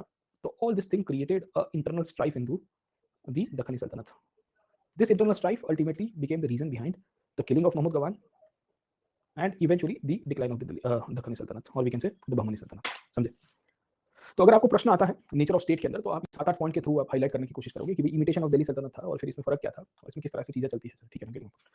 अब सवाल ये है कि इनका मैंने आपको बताया कि इतने सारे फॉरेनर्स आए, ये फॉरेनर्स को एडमिनिस्ट्रेशन में कहाँ कहाँ लिया गया था, सर, ठीक है। सो महमूद गवान का जो रोल प्ले है हमने पॉलिटिकल साइंस में अभी देखा, उसमें उनका कल्चरल रोल प्ले भी बहुत इंपॉर्टेंट है। और कल्चरल रोल पे में आपको आइडिया रहना चाहिए कि महमूद गवान और उसके साथ साथ और भी बहमनी सल्तनत के जो लोग थे, उनके समय पे बेसिकली एजुकेशन का डेवलपमेंट, आर्ट एंड कल्चर का डेवलपमेंट बहुत बड़ी मात्रा में हुआ। They led to the development of the we can say the different Dakhni language and different Dakhni culture as well, sir, ठीक है। तो अब लास्ट पॉइंट के ऊपर चले जाते हैं, वो है बेसिकली गवान का contribution in the education side. मैं नॉर्मल केस में गवान का एजुकेशन का जो कंट्रीब्यूशन है वो अभी इसके लिए करवा रहा हूँ क्योंकि इसके ऊपर स्पेसिफिक प्रश्न यूपीएससी के द्वारा पूछा गया था। So there was a specific question which was asked by the UPSC, just a second, let me get the question for you, sir, है ना। हाँ गया बाबू। हम्म, हम्म, कल 1 तारीख थी ना, सर, हाँ कल ही था शायद तक। अच्छा, the contribution of Firoz Shah Bahmani and Mahmud Gawan in the field of education, sir, है ना। कि भाई फिरोज शाह बहमनी और महमूद गवान का कंट्रीब्यूशन को बताइए, सर, है ना। तो ओवरऑल आपको आइडिया रहना चाहिए कि क्या क्या चीजें इनके द्वारा हुई है कंट्रीब्यूशन के रूप में, सर, ठीक है। तो हम लिखेंगे कि बहमनी सल्तनत का जो पीरियड है, इस पीरियड के समय पे 2 कैपिटल्स के रूप में डेवलपमेंट हुए थे, पहले बीदर में और दूसरे गुलबर्ग में, सर, है ना। तो when Firoz Shah Bahmani was actually ruling from Bidar, that was the starting point, and in this period also we do come to know कि he invited many scholars from different parts of the world to come and settle in the place sir, समझे आप लोग, ठीक है। तो बीदर से जब ये लोग शासन करने की शुरुआत कर रहे हैं तो इन्होंने पर्शियन स्कॉलर्स को इनवाइट करना शुरू किया, इन्होंने अरबिक स्कॉलर्स को इनवाइट करना शुरू किया सर, ठीक है। बाकी सारे अदर इंडियन प्लेसेस से भी जो स्कॉलर्स थे दिल्ली के आजू बाजू में रहने वाले, उनको आने की शुरुआत होती है सर, ठीक है। उसके बाद ओवर पीरियड ऑफ टाइम जब महमूद गवान पावर के ऊपर आया as a prime minister, by the time Gulbarga had already been the capital, और उसके बाद Mahmud Gawan also continued the same legacy sir, है ना। अब देखिए दोनों के बीच में कॉमन क्या था सर, है ना, समझे। तो कॉमन आपको तीन चार चीजें दिखेगी। तो स्कॉलर्स को इनवाइट करना सर, तो स्कॉलर्स को इनवाइट करने से क्या होता है कि आपके यहाँ पे एक कल्चरल एक्सचेंजेस होने की शुरुआत हो गई, और ये कल्चरल एक्सचेंज जब हो रहे हैं तो scholars will be writing about India sir, समझे नहीं समझे। तो ये वेस्ट एशिया से आए थे और वेस्ट एशिया से इंडिया की तरफ आए हैं, तो अपना जो ज्ञान है वो लिखेंगे, और इंडिया का ज्ञान है वो वेस्टर्न कंट्रीज की तरफ स्प्रेड करने की कोशिश करेंगे सर, ठीक है, गेटिंग। तो इसकी शुरुआत हो जाती है सर। अब कोई स्कॉलर आएगा क्यों, what was the reason why the scholars will be coming to your state, है ना। तो आपने इनफैक्ट यहाँ पे कार्य किया जहाँ पे इनको पैसा दिया, इंसेंटिव दिए सर, है ना, गेटिंग। और जब इंसेंटिव देने की शुरुआत की तो यू विल फाइंड कि इनको मॉनेटरी इंसेंटिव दिए जाते थे, स्टाइपेंड्स दिए जाते थे उस टाइम के दौरान सर, ठीक है। काफी सारे स्कॉलर्स ऐसे थे जिनको लैंड ग्रांट्स दिए गए सर, है ना। So you will find the land grants were given, उनको कहा गया कि आप रहिए। अब जब लैंड ग्रांट्स मिलता है तो ऑब्वियस है कि इंस्टीट्यूशंस बनेंगे, और ये इंस्टीट्यूशन से बेसिकली एक्जेक्टली अर्श ने कहा है मदरसा सिस्टम की शुरुआत हो जाएगी। ये मदरसा सिस्टम के थ्रू एजुकेशन का डेवलपमेंट होगा सर, हमने ऑलरेडी पढ़ लिया है दिल्ली सल्तनत में मदरसा का इंपॉर्टेंस क्या है। Please watch the previous classes recording, you will realise कि इसकी इंपॉर्टेंस क्या है। देखिए कुछ चीजें एप्लीकेशन के रूप में हम लोग देख रहे हैं क्योंकि रीजनल स्टेट्स को देख रहे हैं, दिल्ली सल्तनत में we are given enough time for that, है ना। तो फिर ज्यादा वो है ना लोड मत लीजिएगा कि सर अभी क्यों नहीं पढ़ाया सर, है ना। मैं तो एक बुलेट पॉइंट में निपटा दूंगा, एक ही आपके लिए होमवर्क होगा कि भाई पिछले क्लासेस देखिए सर, है ना, कि जब तक पिछले क्लासेस की लिंक अप नहीं कर पाओगे तो फिर बहुत प्रॉब्लम हो जाएगा सर, एक्जेक्टली सर, ठीक है। तो मदरसास बनती है, मकतब बनने की शुरुआत हो जाती है सर, ठीक है। तो ये भी इनफैक्ट एजुकेशन के रूप में काम करेगा सर, गेटिंग अकाउंट, समझे नहीं समझे। तीसरी पॉइंट, ये स्कॉलर्स को इन्होंने सिविल एडमिनिस्ट्रेशन में, जुडिशियल एडमिनिस्ट्रेशन में भी इंक्लूड करने की शुरुआत की सर, है ना। तो होता क्या है कि by the period of Mahmud Gawan Gulbarga became very important centre sir, समझे। और महमूद गवान को पता था कि मेरे यहाँ पे बेसिकली अगर मुझे कल्चरल लीनियरिटी रखनी है और मुझे यहाँ पे कल्चरल प्रोग्रेस दिखाना है तो मुझे स्कॉलर्स को बोलना पड़ेगा सर, ठीक है। तो अभी तक मिलिट्री एक्सपेंशन जो महमूद गवान ने किया था सर, है ना, so the military expansion that was done by Mahmud Gawan, उसको इंटेलेक्चुअल पोजीशंस के रूप में कन्वर्ट करने की कोशिश की जाती है। मतलब जहाँ जहाँ पे किला बनता है वहाँ पे एक मदरसा भी बनेगा सर, गेटिंग पॉइंट, है ना। और जब मदरसा बनेगा तो एजुकेशनल डेवलपमेंट होगा सर, और मेरी लेजिटिमेसी भी बढ़ जाएगी सर, गेटिंग पॉइंट, है ना। तो मदरसा सिस्टम तो सेम ही होगा सर, क्योंकि ये शब्द क्या है सर, ये तालीम के साथ जुड़ा हुआ शब्द है। जैसे द वर्ड तालीब मींस स्टूडेंट, समझे नहीं समझे। तालीम आप देखिए सर, है ना, तो वो किसके लिए है, तो स्टूडेंट के लिए शब्द यूज होते हैं ना सर, समझे आप लोग। तो nature of the quality will be same only sir, getting point, okay. तो द नेचर और the nature of the institution will be same, 19-20 होगा सिलेबस के अंदर होगा सर, गेटिंग पॉइंट, ओके। चलिए, तो ये कहानी आपको दिखेगी। तो by the period of Mahmud Gawan we can write कि military expansion got converted into the intellectual expansion sir. ये ऐसा क्यों होता है सर, ठीक है, क्योंकि बहुत सारे स्कॉलर्स यहाँ पे आते हैं, ऐसी स्कॉलर्स को स्पेलिंग SCHOLARS, हाँ, स्कॉलर्स बहुत सारे आएंगे सर, कभी कभी हो जाता है, वो कंफ्यूजन हो जाता है सर, वो तारे जमीन पर आ जाता है ना, वो पेन चलते चलते बोले ये क्या हो रहा है सर, फिर दिमाग चलाना पड़ता है सर, ठीक, क्योंकि फ्लो टूट जाता है ना एट टाइम सर, है ना। तो फ्लो टूटने के कारण दिस थिंग्स हैपन सर, है ना। चलिए, पर कोई बात नहीं, दे रहे दोस्त है अपन, क्या बात कर रहे थे सर, है ना, what we were discussing about sir, है ना। सो मैं आपको बता रहा था रिगार्डिंग द स्कॉलर्स, है ना। तो स्कॉलर्स आए सर, है ना, और इस पीरियड में Gulbarga became the centre for the Islamic learning sir, है ना, समझे। तो ये इस्लामिक लर्निंग का सेंटर के रूप में आया। दूसरी इंपॉर्टेंट ये है कि Gulbarga already had a presence of Sufi saints, इस पीरियड में सूफी सेंट्स ऑलरेडी आ चुके हैं। अब गवान आया उसके 50 साल पहले बंदा नवाज गेसुदरास, जो बहुत ही अव्वल दर्जे के सूफी संत थे सर, है ना, तो वो भी यहाँ पे आ चुके हैं सर, है ना। और गेसुदरास के द्वारा बेसिकली आप देखोगे तो उर्दू का प्रभाव डाला गया है सर, गेटिंग पॉइंट, है ना। So what do we see over here कि उर्दू लैंग्वेज का भी डेवलपमेंट हो रहा है, क्योंकि ये सूफी आए थे, दिल्ली से आए थे, और ये आए कब आए 15th सेंचुरी में। 15th सेंचुरी में Urdu was actually the dialect which was spoken by multiple masses of Delhi and north India, और ये इसी इंटेंशन से साउथ में आए होते हैं सर, गेटिंग पॉइंट, है ना। सो उर्दू के लिए बहुत फर्टाइल ग्राउंड्स मिले सर, है ना। स्कॉलर्स अलग अलग भाषा में लिख रहे थे सर, है ना, there were multiple scholars were writing in Persian and Arabic language as well sir, ठीक है। तो एक साइड के ऊपर पर्शियन अरबिक का डेवलपमेंट हो रहा है, एक साइड के ऊपर उर्दू का लैंग्वेज हो रहा है सर, गेटिंग पॉइंट, है ना, समझे। तो इससे मदरसास बनाए, बीदर के अंदर मदरसास बनाए महमूद गवान ने सर, गुलबर्ग के अंदर मदरसास बनाए, आपको बहुत सारी चीजें दिखेगी सर, गेटिंग पॉइंट, है ना। तो ये भी चीजें देखने को मिलती है। अब स्कॉलर्स की यहाँ पे आने की शुरुआत हो जाती है सर, ठीक है। तो बेसिकली एक मोहम्मद करके स्कॉलर थे who came from Gujarat, and Gujarat से आके ये गुलबर्ग में स्थायी हुए सर, ठीक है। यहाँ सूफी संत आपके स्थायी होते हैं सर, ठीक है। तो एक आध नाम याद रहना है तो याद रख सकते हो। So there was a scholar called Mohammad Makhzumi करके उनका कुछ नाम था, मोहम्मद उल मखजमी ऐसा कुछ नाम था सर, ठीक है। मखजमी ऐसा कुछ नाम था, एग्जैक्टली मुझे पीछे वाला नाम याद नहीं आ रहा है सर, ठीक है, पर किताब में दिया हुआ है। पर याद रख सकते हैं कि स्कॉलर ने Mohammad actually came from Gujarat, and Gujarat से ये स्थायी होते हैं दक्कन में, और आके उन्होंने अरबिक लिटरेचर में कंट्रीब्यूशन दिया सर, ठीक है। सो इससे क्या होता है कि एक सेंटर ऑफ लर्निंग डेवलप हुआ सर। अब उर्दू लैंग्वेज भी आई है, अरबिक भी आई है, पर्शियन भी है, क्योंकि ये खुद भी फारसी ओरिजिन के थे, तो ऑब्वियसली पर्शियन स्कॉलर्स तो भर भर के आएंगे सर, आएंगे कि नहीं आएंगे सर, ठीक। अब उर्दू लैंग्वेज का इंटरमिंगलिंग हो रहा है। अब इनका कैपिटल कहाँ पे था सर, है ना, गुलबर्ग में था, मैंने आपको अभी बताया। और गुलबर्ग की खासियत ये थी कि एक साइड के ऊपर आपको तेलुगु स्पीकिंग मिलेंगे, एक साइड के ऊपर कन्नड़ा स्पीकिंग मिलेंगे, एक साइड के ऊपर मराठी स्पीकिंग लोग मिल रहे हैं सर, गेटिंग पॉइंट, है ना। और दूसरी कहानी ये है कि इसमें उर्दू एडिशन हो रहा है, तो Urdu language had started actually influencing multiple languages. तो इन सब के बेसिस के ऊपर से आप देखोगे तो दक्खनी लैंग्वेज का डेवलपमेंट होगा, जो अभी मैंने आपको थोड़ी देर पहले बताया। और ये दक्खनी लैंग्वेज का डेवलपमेंट भी दर्शाता है कि ये गवान के पीरियड में इनफैक्ट, है ना, इसका भी ओरिजिन होना शुरू हो चुका है। So because Gawan created the political stability, Gawan created a base for the scholars to come over here and migrate होकर जब लोग आ रहे हैं तो ऑब्वियस है कि भाई काफी सारा फायदा मिलेगा सर, गेटिंग पॉइंट, समझे आप लोग। तो इसका भी आपको एक बेसिस मिल जाता है, डेवलपमेंट मिलता है। और हम लोग आखिर में लिखेंगे कि जब गवान का मृत्यु हो गया उसके बाद भी दिस थिंग कंटिन्यूड। ये कंटिन्यू रहने का मतलब ये है कि दक्खनी सल्तनत जो बहमनी सल्तनत से अलग होकर इंडिपेंडेंट होते हैं, कौन से राज्य, ये 5 राज्य सर, है ना। ये 5 राज्य, निजाम शाही, आदिल शाही, कुतुब शाही, इमाद शाही एंड बरीद शाही सर, ठीक है। ये पांचों के पांचों राज्यों के अंदर उर्दू साहित्य का विकास हो रहा है। ये पांचों के पांचों राज्यों के अंदर अगर आप देखोगे स्कॉलर्स को इसी तरह से स्वीकारा गया है। ये पांचों के पांचों राज्यों के अंदर अरेबिक, उर्दू, पर्शियन लिटरेचर का ग्रोथ होगा। In fact Adil Shahi was one of the kingdoms जिसने उर्दू को ऑफिशियल लैंग्वेज बनवा दिया। So you can imagine the reforms और the initiation that started during the period of Mahmud Gawan, क्योंकि वहां से ये सब चीजें हो रही थी sir, was implemented in the Deccani sultanates which actually were the successor states of the Bahman. समझे, समझ में आया कि नहीं आपको सर? तो ये जो साउथ में आपको आज की उर्दू दिख रही है ना, ये दक्खनी उर्दू दिखती है सर, वो हैदराबाद वाला सर, है ना? सब देखने से उसमें पता क्या मियाँ लैब में कंप्यूटर खराब हो गया, ठीक है? तो वो जो कहानी है ना सर, वो कहानी आपको यहाँ दिखेगा सर। अच्छा, आप हैदराबाद जाओगे तो वहाँ की बिरयानी बहुत फेमस है सर। तो पैराडाइज़ करके एक जगह है सर, ठीक है? पैराडाइज़ है, पैराडाइज़ बहुत मतलब पैराडाइज़ के तो ब्रांचेज़ भी है सर, ठीक है? तो फिर एक है शादाब, शादाब, शादाब की बिरयानी वहाँ चार मीनार के पास ही है सर, चार मीनार के सामने एक रास्ता निकलता है, ठीक है? शादाब की बिरयानी भी बहुत फेमस है। खैर let me come back to this point. देखो बिरयानी में कहानी है कि उसमें मीट होना चाहिए, बाकी तो सब पुलाव है सर, है ना? तो कभी-कभी आपको होटल में दिखेगा वेज बिरयानी, मैंने बोला इसको पुलाव कहो भैया सर, ठीक है? समझे? I don't eat non-veg but I know the essence की बिरयानी कैसे बनती है सर, ठीक है? तो मेरे साथ एक दोस्त था, वो वेज बिरयानी मंगवा रहा है, मैंने बोला बेटा इसको पुलाव कहते हैं, बोले नहीं-नहीं भाई इसको बिरयानी कहते हैं। मैंने बोला ठीक है, तू नहीं समझेगा उसको सर। ठीक है, we have improvised certain things based on the regional needs, है ना? चलिए, तो कहानी ये चलती है कि ये जितने भी राज्य है सर, है ना? निज़ामशाही से लेके कुतुबशाही, इमामशाही सर, ठीक है? इन सब जगह के अंदर भी हम लोग लिख सकते हैं कि पर्शियन लिटरेचर का डेवलपमेंट हो रहा है। इन सब जगह के अंदर भी अरेबिक लिटरेचर का डेवलपमेंट हो रहा है। इन सब जगह में भी उर्दू लिटरेचर का डेवलपमेंट हो रहा है sir. Because of what? Because of the contribution of Mahmud Gawan sir, समझे आप लोग, ठीक है? एंड इसी पीरियड के समय पे आपको लैंड ग्रांट्स भी देने वाले दिख जाएँगे। हैदराबाद का डेवलपमेंट होगा। बेसिकली आप देखिए कि कुतुबशाही के समय के दौरान हैदराबाद की फाउंडेशन की गई। तो हैदराबाद में भी उर्दू लैंग्वेज डोमिनेट करती है, जो दक्खनी लैंग्वेज के रूप में है सर, ठीक है ना? सूफी सेंट्स भी आते हैं, ये लोग भी यहाँ पे लिखेंगे सर, है ना? अहमदनगर के अंदर देखोगे तो वहाँ पे भी उर्दू चलती है सर, ठीक है? तो इट वाज़ अ कंटिन्यूएशन, आप इसको अलग से नहीं देख सकते हो सर, ठीक है? और इसी बेसिस के ऊपर से हम लोग याद रखते हैं the contribution of the state of Mahmud Gawan and Firoz Shah Bahmani sir, ठीक है? तो शुरू किया था फिरोज शाह बहमानी ने, क्योंकि he was the one who invited the scholars. उसको पीक के ऊपर लेके गए महमूद गवान एंड फाइनली इसकी कंट्रीब्यूशन बाद के स्टेज में भी दिखेगी जो आपको कंक्लूजन में लिखना है। हमेशा कंक्लूजन को आपको कैरी फॉरवर्ड करके लेके जाना है। देखो answer writing is a skill, okay? आपके पास जो कंटेंट है, अगर आप सिंगल पॉइंट ऑफ व्यू से आंसर राइटिंग लिखोगे तो आप लिख दोगे कि महमूद गवान का इतना कंट्रीब्यूशन था, ये फिरोज शाह बहमानी का था। बस भाई क्यों? आप आगे कैरी फॉरवर्ड लाके 3 लाइन लिखिए कि भाई ये कंट्रीब्यूशन का इंपैक्ट आपको लेटर स्टेट्स में दिखता है, जब उर्दू डोमिनेट करती है इन सब स्टेट्स के अंदर। यहाँ पे भी पर्शियन और बेसिकली अरेबिक लैंग्वेज का, और फिर ये 2-3 स्टेट्स का नाम दे दीजिए, आदिल शाही, निज़ाम शाही, कुतुब शाही, 3 तो नाम याद रहेंगे ना सर। पनीर शाही और वो दूसरे शाही मत लिखिएगा सर, बट एटलीस्ट ये 3 शाही को तो लिख दीजिए कम से कम। समझे आप लोग, ठीक है? तो क्या होता है कि आंसर बैलेंस आउट हो जाता है। और 15 मार्कर का क्वेश्चन था, अराउंड 200 वर्ड्स लिखने थे, आराम से लिख सकते हो सर। ये कैसे डेवलपमेंट हुआ? इनके एजुकेशन सिस्टम में दिल्ली सल्तनत की रेप्लिकेशन मिलती है कि नहीं मिलती? हाँ, मिलती है। तो लिखिए कि मदरसा एंड मकतब सिस्टम के थ्रू इस्लामिक लर्निंग के सेंटर के रूप में डेवलप किया जा रहा है सर, ठीक है? जमी मस्जिद का डेवलपमेंट, अभी आर्ट एंड कल्चर के ऊपर आ रहा हूँ सर, है ना? इसी के साथ हम लोग लिंक अप कर देंगे सर, ठीक है? तो एजुकेशन वाला पार्ट समझ में आया। अब एजुकेशन में इंस्टीट्यूशंस का पार्ट थोड़ी बहुत डिस्कस कर लेते हैं सर, ठीक है? Let us discuss the institutional part, okay? अब इंस्टीट्यूशन पार्ट की कहानी क्या है sir? What is the story of the institutional part of this and इसके आर्ट एंड कल्चर में इंस्टीट्यूशंस की क्या डेवलपमेंट है सर, ठीक है?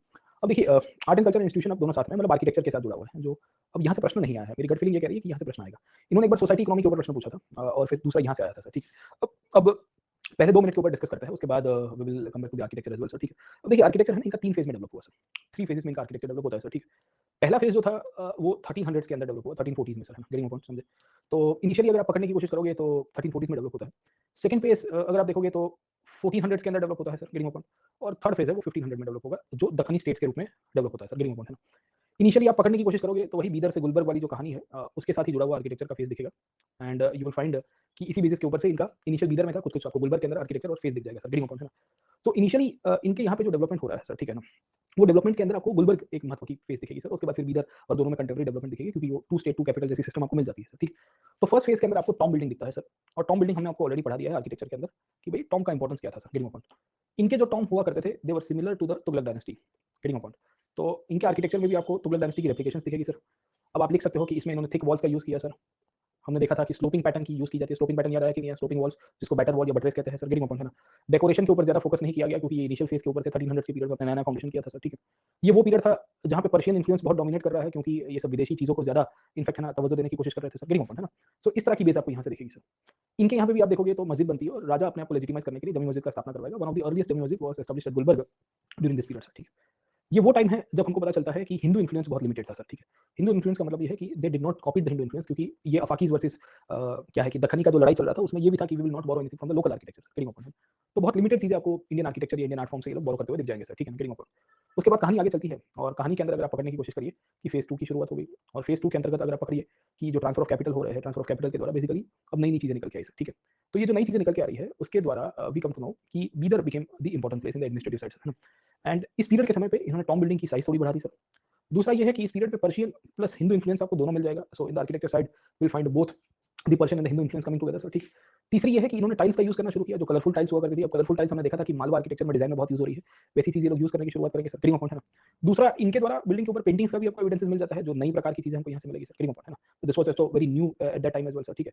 इसके साथ-साथ आपको गोल्डन कलर्स दिख जाते हैं, वर्मिलियन वर्मिलियन मतलब बेसिकली आप देखोगे तो क्या कहते हैं, कुमकुम टाइप ऑफ कलर आपको मिल जाएँगे सर, या ग्रीन कलर आपको दिख जाएँगे सर, ठीक है। तो इन सारे कलर्स का यूज़ आपको मिल जाता है सर, है ना? तो जो एक नई प्रकार की सिस्टम आपको मिलेगी। इनफैक्ट ये वो टाइम था जब इन्होंने दौलताबाद से भी थोड़ा बहुत आर्किटेक्चर कॉपी किया sir, Daulatabad style of architecture के रूप में हम लोग पहचानते हैं। जो मोहम्मद बिन तुगलक के समय पे कुछ-कुछ बिल्डिंग्स बचे हुए थे, उनको भी कॉपी करने की कोशिश करेंगे सर, ठीक है। बट इसमें पर्शियन में इन्होंने मदरसाज़ और बहुत सारी चीज़ें बनवाई सर, है ना? तो ये आपको बीदर, गुलबर्ग वाले रीजन में आपको मिल जाता है सर, ठीक है। उसके बाद फेज 3 आया। फेज 3 का मतलब क्या है कि when the successor states came to power. Successor states का मतलब क्या है कि आपके यहाँ पे जो कुतुबशाही, निजामशाही, अहमदशाही, बरीदशाही और विराटशाही, जो इमादशाही करके जो राजा है, उनके यहाँ पे डेवलपमेंट हुआ। इनके यहाँ पे ऐसा हुआ कि पर्शियन इन्फ्लुएंस फिर कम हो जाता है और उसके बाद आप देखोगे तो इंडियन इन्फ्लुएंस बहुत चलेगा। नो डाउट टॉम बिल्डिंग जो है वो चालू रहा और टॉम बिल्डिंग के अंतर्गत आपको भी पता होगा, हम लोग पढ़ेंगे जब दक्कनी सुल्तान को पढ़ेंगे तो will come to know about the Gol Gumbaz, है ना। गोल गुंबद आपको पता होगा sir, it is the largest bulbous dome in the world sir, है ना। तो ये गोल गुंबद और ये सब इसी पीरियड में आता है। तो जब मैं नेक्स्ट क्लासेस में आऊंगा तो I be discussing about the Deccani sultan and the architecture and the art forms कि इनके यहाँ पे क्या क्या चीजें होती है सर, है ना। क्योंकि दक्कनी सुल्तान को अभी नहीं, हम लोग मुगल्स के साथ देखेंगे कि इनकी मुगल्स के साथ क्या कहानी चलती है और ये किस तरह से कंफ्लिक्ट में आ रहा है, ठीक है। तो इस तरह से 3 फेजेस में इनके आर्किटेक्चर डेवलप होते हैं। ज्यादातर केसेस में आप देखोगे तो Bidar and Gulbarga became the major places. दूसरा पार्ट लिखेंगे कि इन्होंने टॉम बनाया, मस्जिद बनाया। इसमें टॉम में हर एक के आपको मकबरे दिख जाएंगे, मोहम्मद शाह के मकबरे दिखेंगे, अलाउद्दीन हसन शाह के मकबरे दिखेंगे, फिरोज शाह बहमनी का दिख जाएगा, मदरसाज और मॉस्क का आपको बेसिस दिखेगा। और सक्सेसर स्टेट्स में फिर अहमदनगर के अंदर मॉन्यूमेंट्स दिख जाएंगे, आपको हैदराबाद की स्थापना दिख जाएगी, गोलकोंडा कुतुबशाही डायनेस्टीज का एग्जिस्टेंस आपको इस पीरियड के अंदर मिल जाएगा सर, कितना इंपॉर्टेंट है ना। अभी हैदराबाद को लेकर भी डिस्कशन भी हो रहा है, चार मीनार को लेकर there was some political controversy which erupted in Charminar reason sir, है ना, समझे। तो ये पॉइंट्स आपको इसके अंदर से दिखता है कि क्या कहानी है सर, ठीक है ना, समझे। तो आर्किटेक्चर का ग्रोथ इस पीरियड के अंदर हो रहा है, पर ये रीजनल स्टाइल ऑफ आर्किटेक्चर है, आपको आइडिया रहना चाहिए कि इसमें तुगलक इन्फ्लुएंस थे, पर्शियन इन्फ्लुएंस थे और साथों साथ हिंदू इन्फ्लुएंस भी डोमिनेट करेगी सर, ठीक है। अब अदर देन दिस, ये पूरे पीरियड में आपको इकोनॉमी और सोसाइटी के बारे में प्रश्न आ चुका है कि what was the economy and society. तो हम लोग ब्रीफली खाली डिस्कस करते हैं, फिर मंडे मिलेंगे हम लोग वापस नेक्स्ट वीक में, तो फिर वहां से फॉरेन ट्रैवलर्स के पॉइंट ऑफ व्यू से लेके जाएंगे। अब देखिए पॉलिटिकल एक्सपेंशन हुआ है, मिलिट्री स्ट्रेंथ बढ़ी है, तो इकोनॉमी भी अच्छी जाएगी, जाएगी कि नहीं जाएगी सर, ठीक है ना। तो इसमें आपको ये फॉरेन ट्रैवलर्स दिखेंगे दो लोग, एक तो निकितीन दिखेगा जो रशिया से आया होता है और दूसरा दिखेगा कॉन्टी, निकोलो कॉन्टी सर, है ना।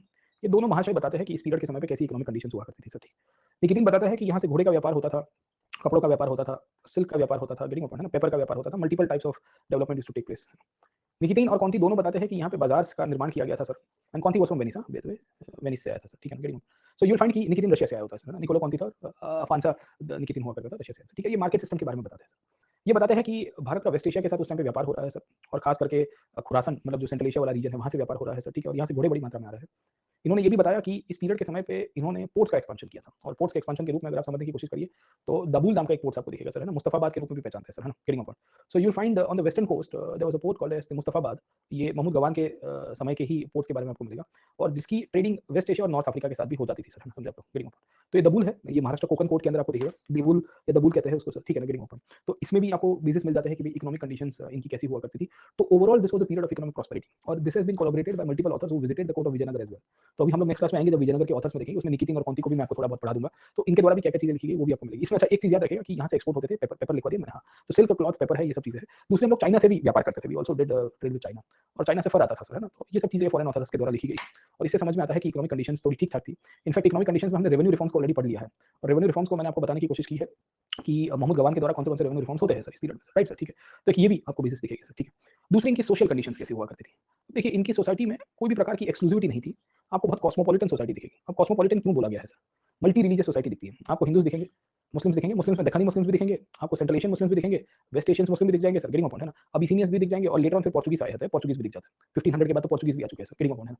तो एक तो कॉस्मोपॉलिटन यहाँ पे, दूसरा कॉस्मोपॉलिटन क्यों कहते हैं, क्योंकि मल्टी लैंग्वेजेस बोली जाती है सर, है ना, समझे। सो you can write down multi languages, Marathi was being spoken, Telugu was being spoken, Kannada was being spoken, Urdu was being spoken. उसके बाद आप देखोगे दक्कनी लैंग्वेज का डेवलपमेंट हुआ कि नहीं हुआ सर, ठीक है। पर्शियन लैंग्वेज अलग से चल रही थी, क्योंकि पर्शियन भी स्टेट लैंग्वेज के रूप में आपको मिल जाती है, गेटिंग अपॉइंट। तो एक तो ये भी आपको मिल जाएगा सर।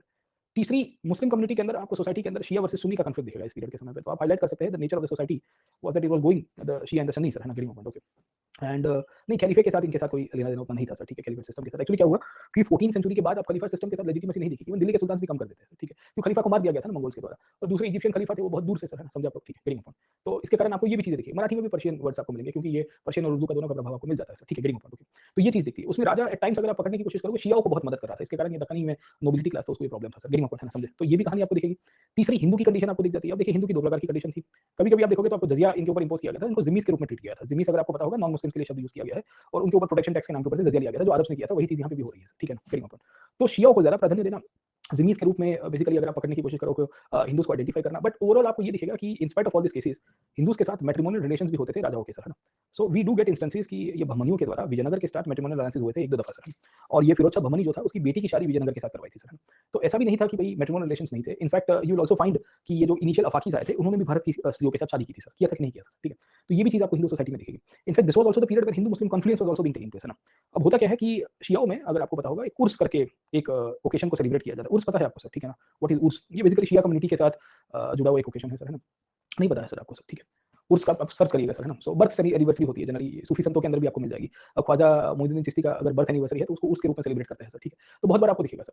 तो इसमें आपको ऐसे भी इंस्टेंसेस मिलते हैं when the Urs was being celebrated the Hindu community used to take part, समझे आप लोग, ठीक है, getting my point. So you will find the Hindus were actually taking part in the Urs celebration, दरगाह के अंदर आपको दिख जाएंगे सर, है ना। तो आपको पता चलता है कि यहाँ सूफियों का प्रभाव बहुत था। सूफियों के बारे में मैंने आपको बताया कि क्या कहानी है। तो चिश्ती है, कादरी है, सत्तारी है, ये सब अलग अलग संप्रदाय थे सूफियों के, ये यहाँ पे आए थे। और इनके यहाँ पे कभी भी उर्स होता था तो आपको ये भी मिलता है कि the Hindus used to participate. अब जैसे लिंगायत कम्युनिटी उस टाइम पे कर्नाटक में बहुत डोमिनेटिंग थी सर, है ना। और लिंगायत कम्युनिटी, क्योंकि हमने पिछले क्लास में पढ़ा था लिंगायत के बारे में, ये वीरशैव हुआ करते थे, शिव जी को मानते थे सर, ठीक है ना। हमने एंशिएंट इंडिया के क्लासेस में पढ़ा था। तो कुछ कुछ केसेस में आपको लिखा गया है कि द लिंगायत कम्युनिटी के एक लीडर हुआ करते थे, जंगम। जंगम was the religious leader of the Lingayat. वो उर्स में दरगाह में जाके शंख बजाते थे सर, ठीक है, getting my point. So you will find कि they used to like no blow the shankh, शंख को ब्लो करते थे सर, है ना, उस टाइम के अंदर। और फिर फ्लावर फूल चढ़ाते थे, चद्दर चढ़ाते थे सर। तो you can see that both this kinds of their. कुछ कुछ सुल्तानों के द्वारा आपको ये दिखेगा कि जजिया इंपोज करके जिम्मीज के रूप में ट्रीट किया गया। कुछ कुछ जगह के ऊपर आपको ये सूफी का जो प्रभाव था वो हिंदू कम्युनिटी के ऊपर काफी अच्छी तरह से हुआ, मतलब आप देखोगे कन्फ्लुएंस हो रहा है और एक हार्मोनियस कल्चर आपको दिखेगा। इसके कारण एडमिनिस्ट्रेशन में हिंदू भी आपको मिलेंगे sir, getting my point. So in the administrative side you will find the Hindus were also there. तो ओवरऑल सोसाइटल कंडीशंस काफी इंटरेस्टिंग इनके यहाँ पे रहती है। और ये दोनों की दोनों या ये सब की सब चीजें अगर आप इस समय के दौरान के ऑथर्स को देखोगे सर, है ना, तो देन यू विल सी कि कंटेम्प्रेरी ऑथर्स के द्वारा लिखी गई थी। उसमें फॉरेन ऑथर्स भी थे और लोकल सोर्सेज में लोकल ऑथर्स भी लिख रहे थे सर, ठीक है ना। तो discuss the state and society of economy as green from the historical sources, ठीक है। तो ये प्रश्न आपको पूछा गया था 10 मार्कर के लिए और देखिए कितना सिंपल क्वेश्चन था। 5 मार्कर में ये लिखना था और 5 मार्कर में ये लिखना था सर, ठीक है। और इसमें आपको इसी बेसिस के ऊपर से आइडेंटिफाई करना था हिस्टोग्राफी में कि क्या क्या चीजें होती है सर, है ना। तो मालफूजत की किताबें बताती है कि ये हो रहा था। मालफूजत क्यों? क्योंकि सूफी संतों के द्वारा लिखा गया था सर, ठीक है। दूसरा अगर आप पकड़ने की कोशिश करिए कि हिस्टोरिकल सोर्सेज में फरिश्ता भी इनके बारे में बताता है, निकितीन भी बताता है और कौंती भी बताता है। तो 3-4 ऑथर्स का नाम लिख दोगे तो आपका आंसर एकदम वो है ना कि अथॉरिटी सोर्सेज के थ्रू पूछा है ना इसके लिए सर, ठीक है। तो हिस्टोरिकल सोर्सेज में ये 3-4 किताब और ऑथर का नाम लिख के आपने ये 5-6 पॉइंट डाल दिए तो 10 मार्कर में आराम से 150 वर्ड्स हो जाएंगे। तो ये 2013 में पूछा गया था सर, है ना। तो काफी लोग हक्के बक्के रह गए, बोले सर बहमनियों की सोसाइटी में कैसे याद रखोगे? मैंने बोला आप थीम नहीं याद रखते। आपको साउथ इंडिया में दक्कनी सल्तनत का स्प्रेड कैसे हुआ वो थीम याद रहेगी तो आप आराम से सोसाइटी और इकोनॉमी में लिख पाओगे sir. South India traditionally Vijayanagar व्यापार करता था फॉरेनर्स के साथ, तो बहमनीज भी करेंगे सर, उसमें कौन सी नवीनता है? विजयनगर में पोर्चुगीज व्यापार करते थे तो बहमनीज में क्यों नहीं करेंगे सर, ठीक है। सोसाइटी में क्या पोर्चुगीज का इन्फ्लुएंस होगा कि नहीं होगा? होगा, जरूर से होगा, क्योंकि पोर्चुगीज के थ्रू ये लोग गन पाउडर यूज बड़ी मात्रा में करने की शुरुआत करते हैं सर, ठीक है, गेटिंग अपॉन। तो पोर्चुगीज के आने के बाद ये गन पाउडर का उपयोग भी बढ़ा देते हैं। ये पहले भी करते थे पर पोर्चुगीज वो कैनन बैलेंस में लेके आए थे ना, बोट में डाल के सर, ठीक है। तो इन्होंने सीखा उनसे, बोला अच्छा बोट में भी डाल के गन पाउडर यूज कर सकते हैं, धुआं धुआं करेंगे सर। तो ये कहानी आपको यहाँ से दिखती है सर, गेटिंग अपॉन, ओके। तो ये था बहमनी सल्तनत। हमने मोटे मोटे तौर के ऊपर थीमेटिक अंडरस्टैंडिंग ज्यादा ली है और मेरा मानना है कि बाकी सब आपको स्लाइड्स में मिल जाएगा। You will get rest of the details in the slides as well. आज हम लोग यहाँ पे इनफैक्ट है ना कंक्लूड करते हैं। आप स्लाइड्स को मैं अपलोड कर दूंगा, कंपाइल स्लाइड्स को सर, है ना। आज एक्स्ट्रा कुछ कुछ स्लाइड्स भी अपलोड हो गई, वो जरूरी नहीं है, मतलब एक्स्ट्रा मटेरियल है सर, है ना, इग्नोर इधर उधर वाला सर, ठीक है ना। तो स्लाइड्स को आपको अपडेट सेक्शन में आज शाम को मिल जाएगी सर, है ना, समझे आप लोग, ठीक है। सो अपडेट सेक्शन में today evening I will be adding it.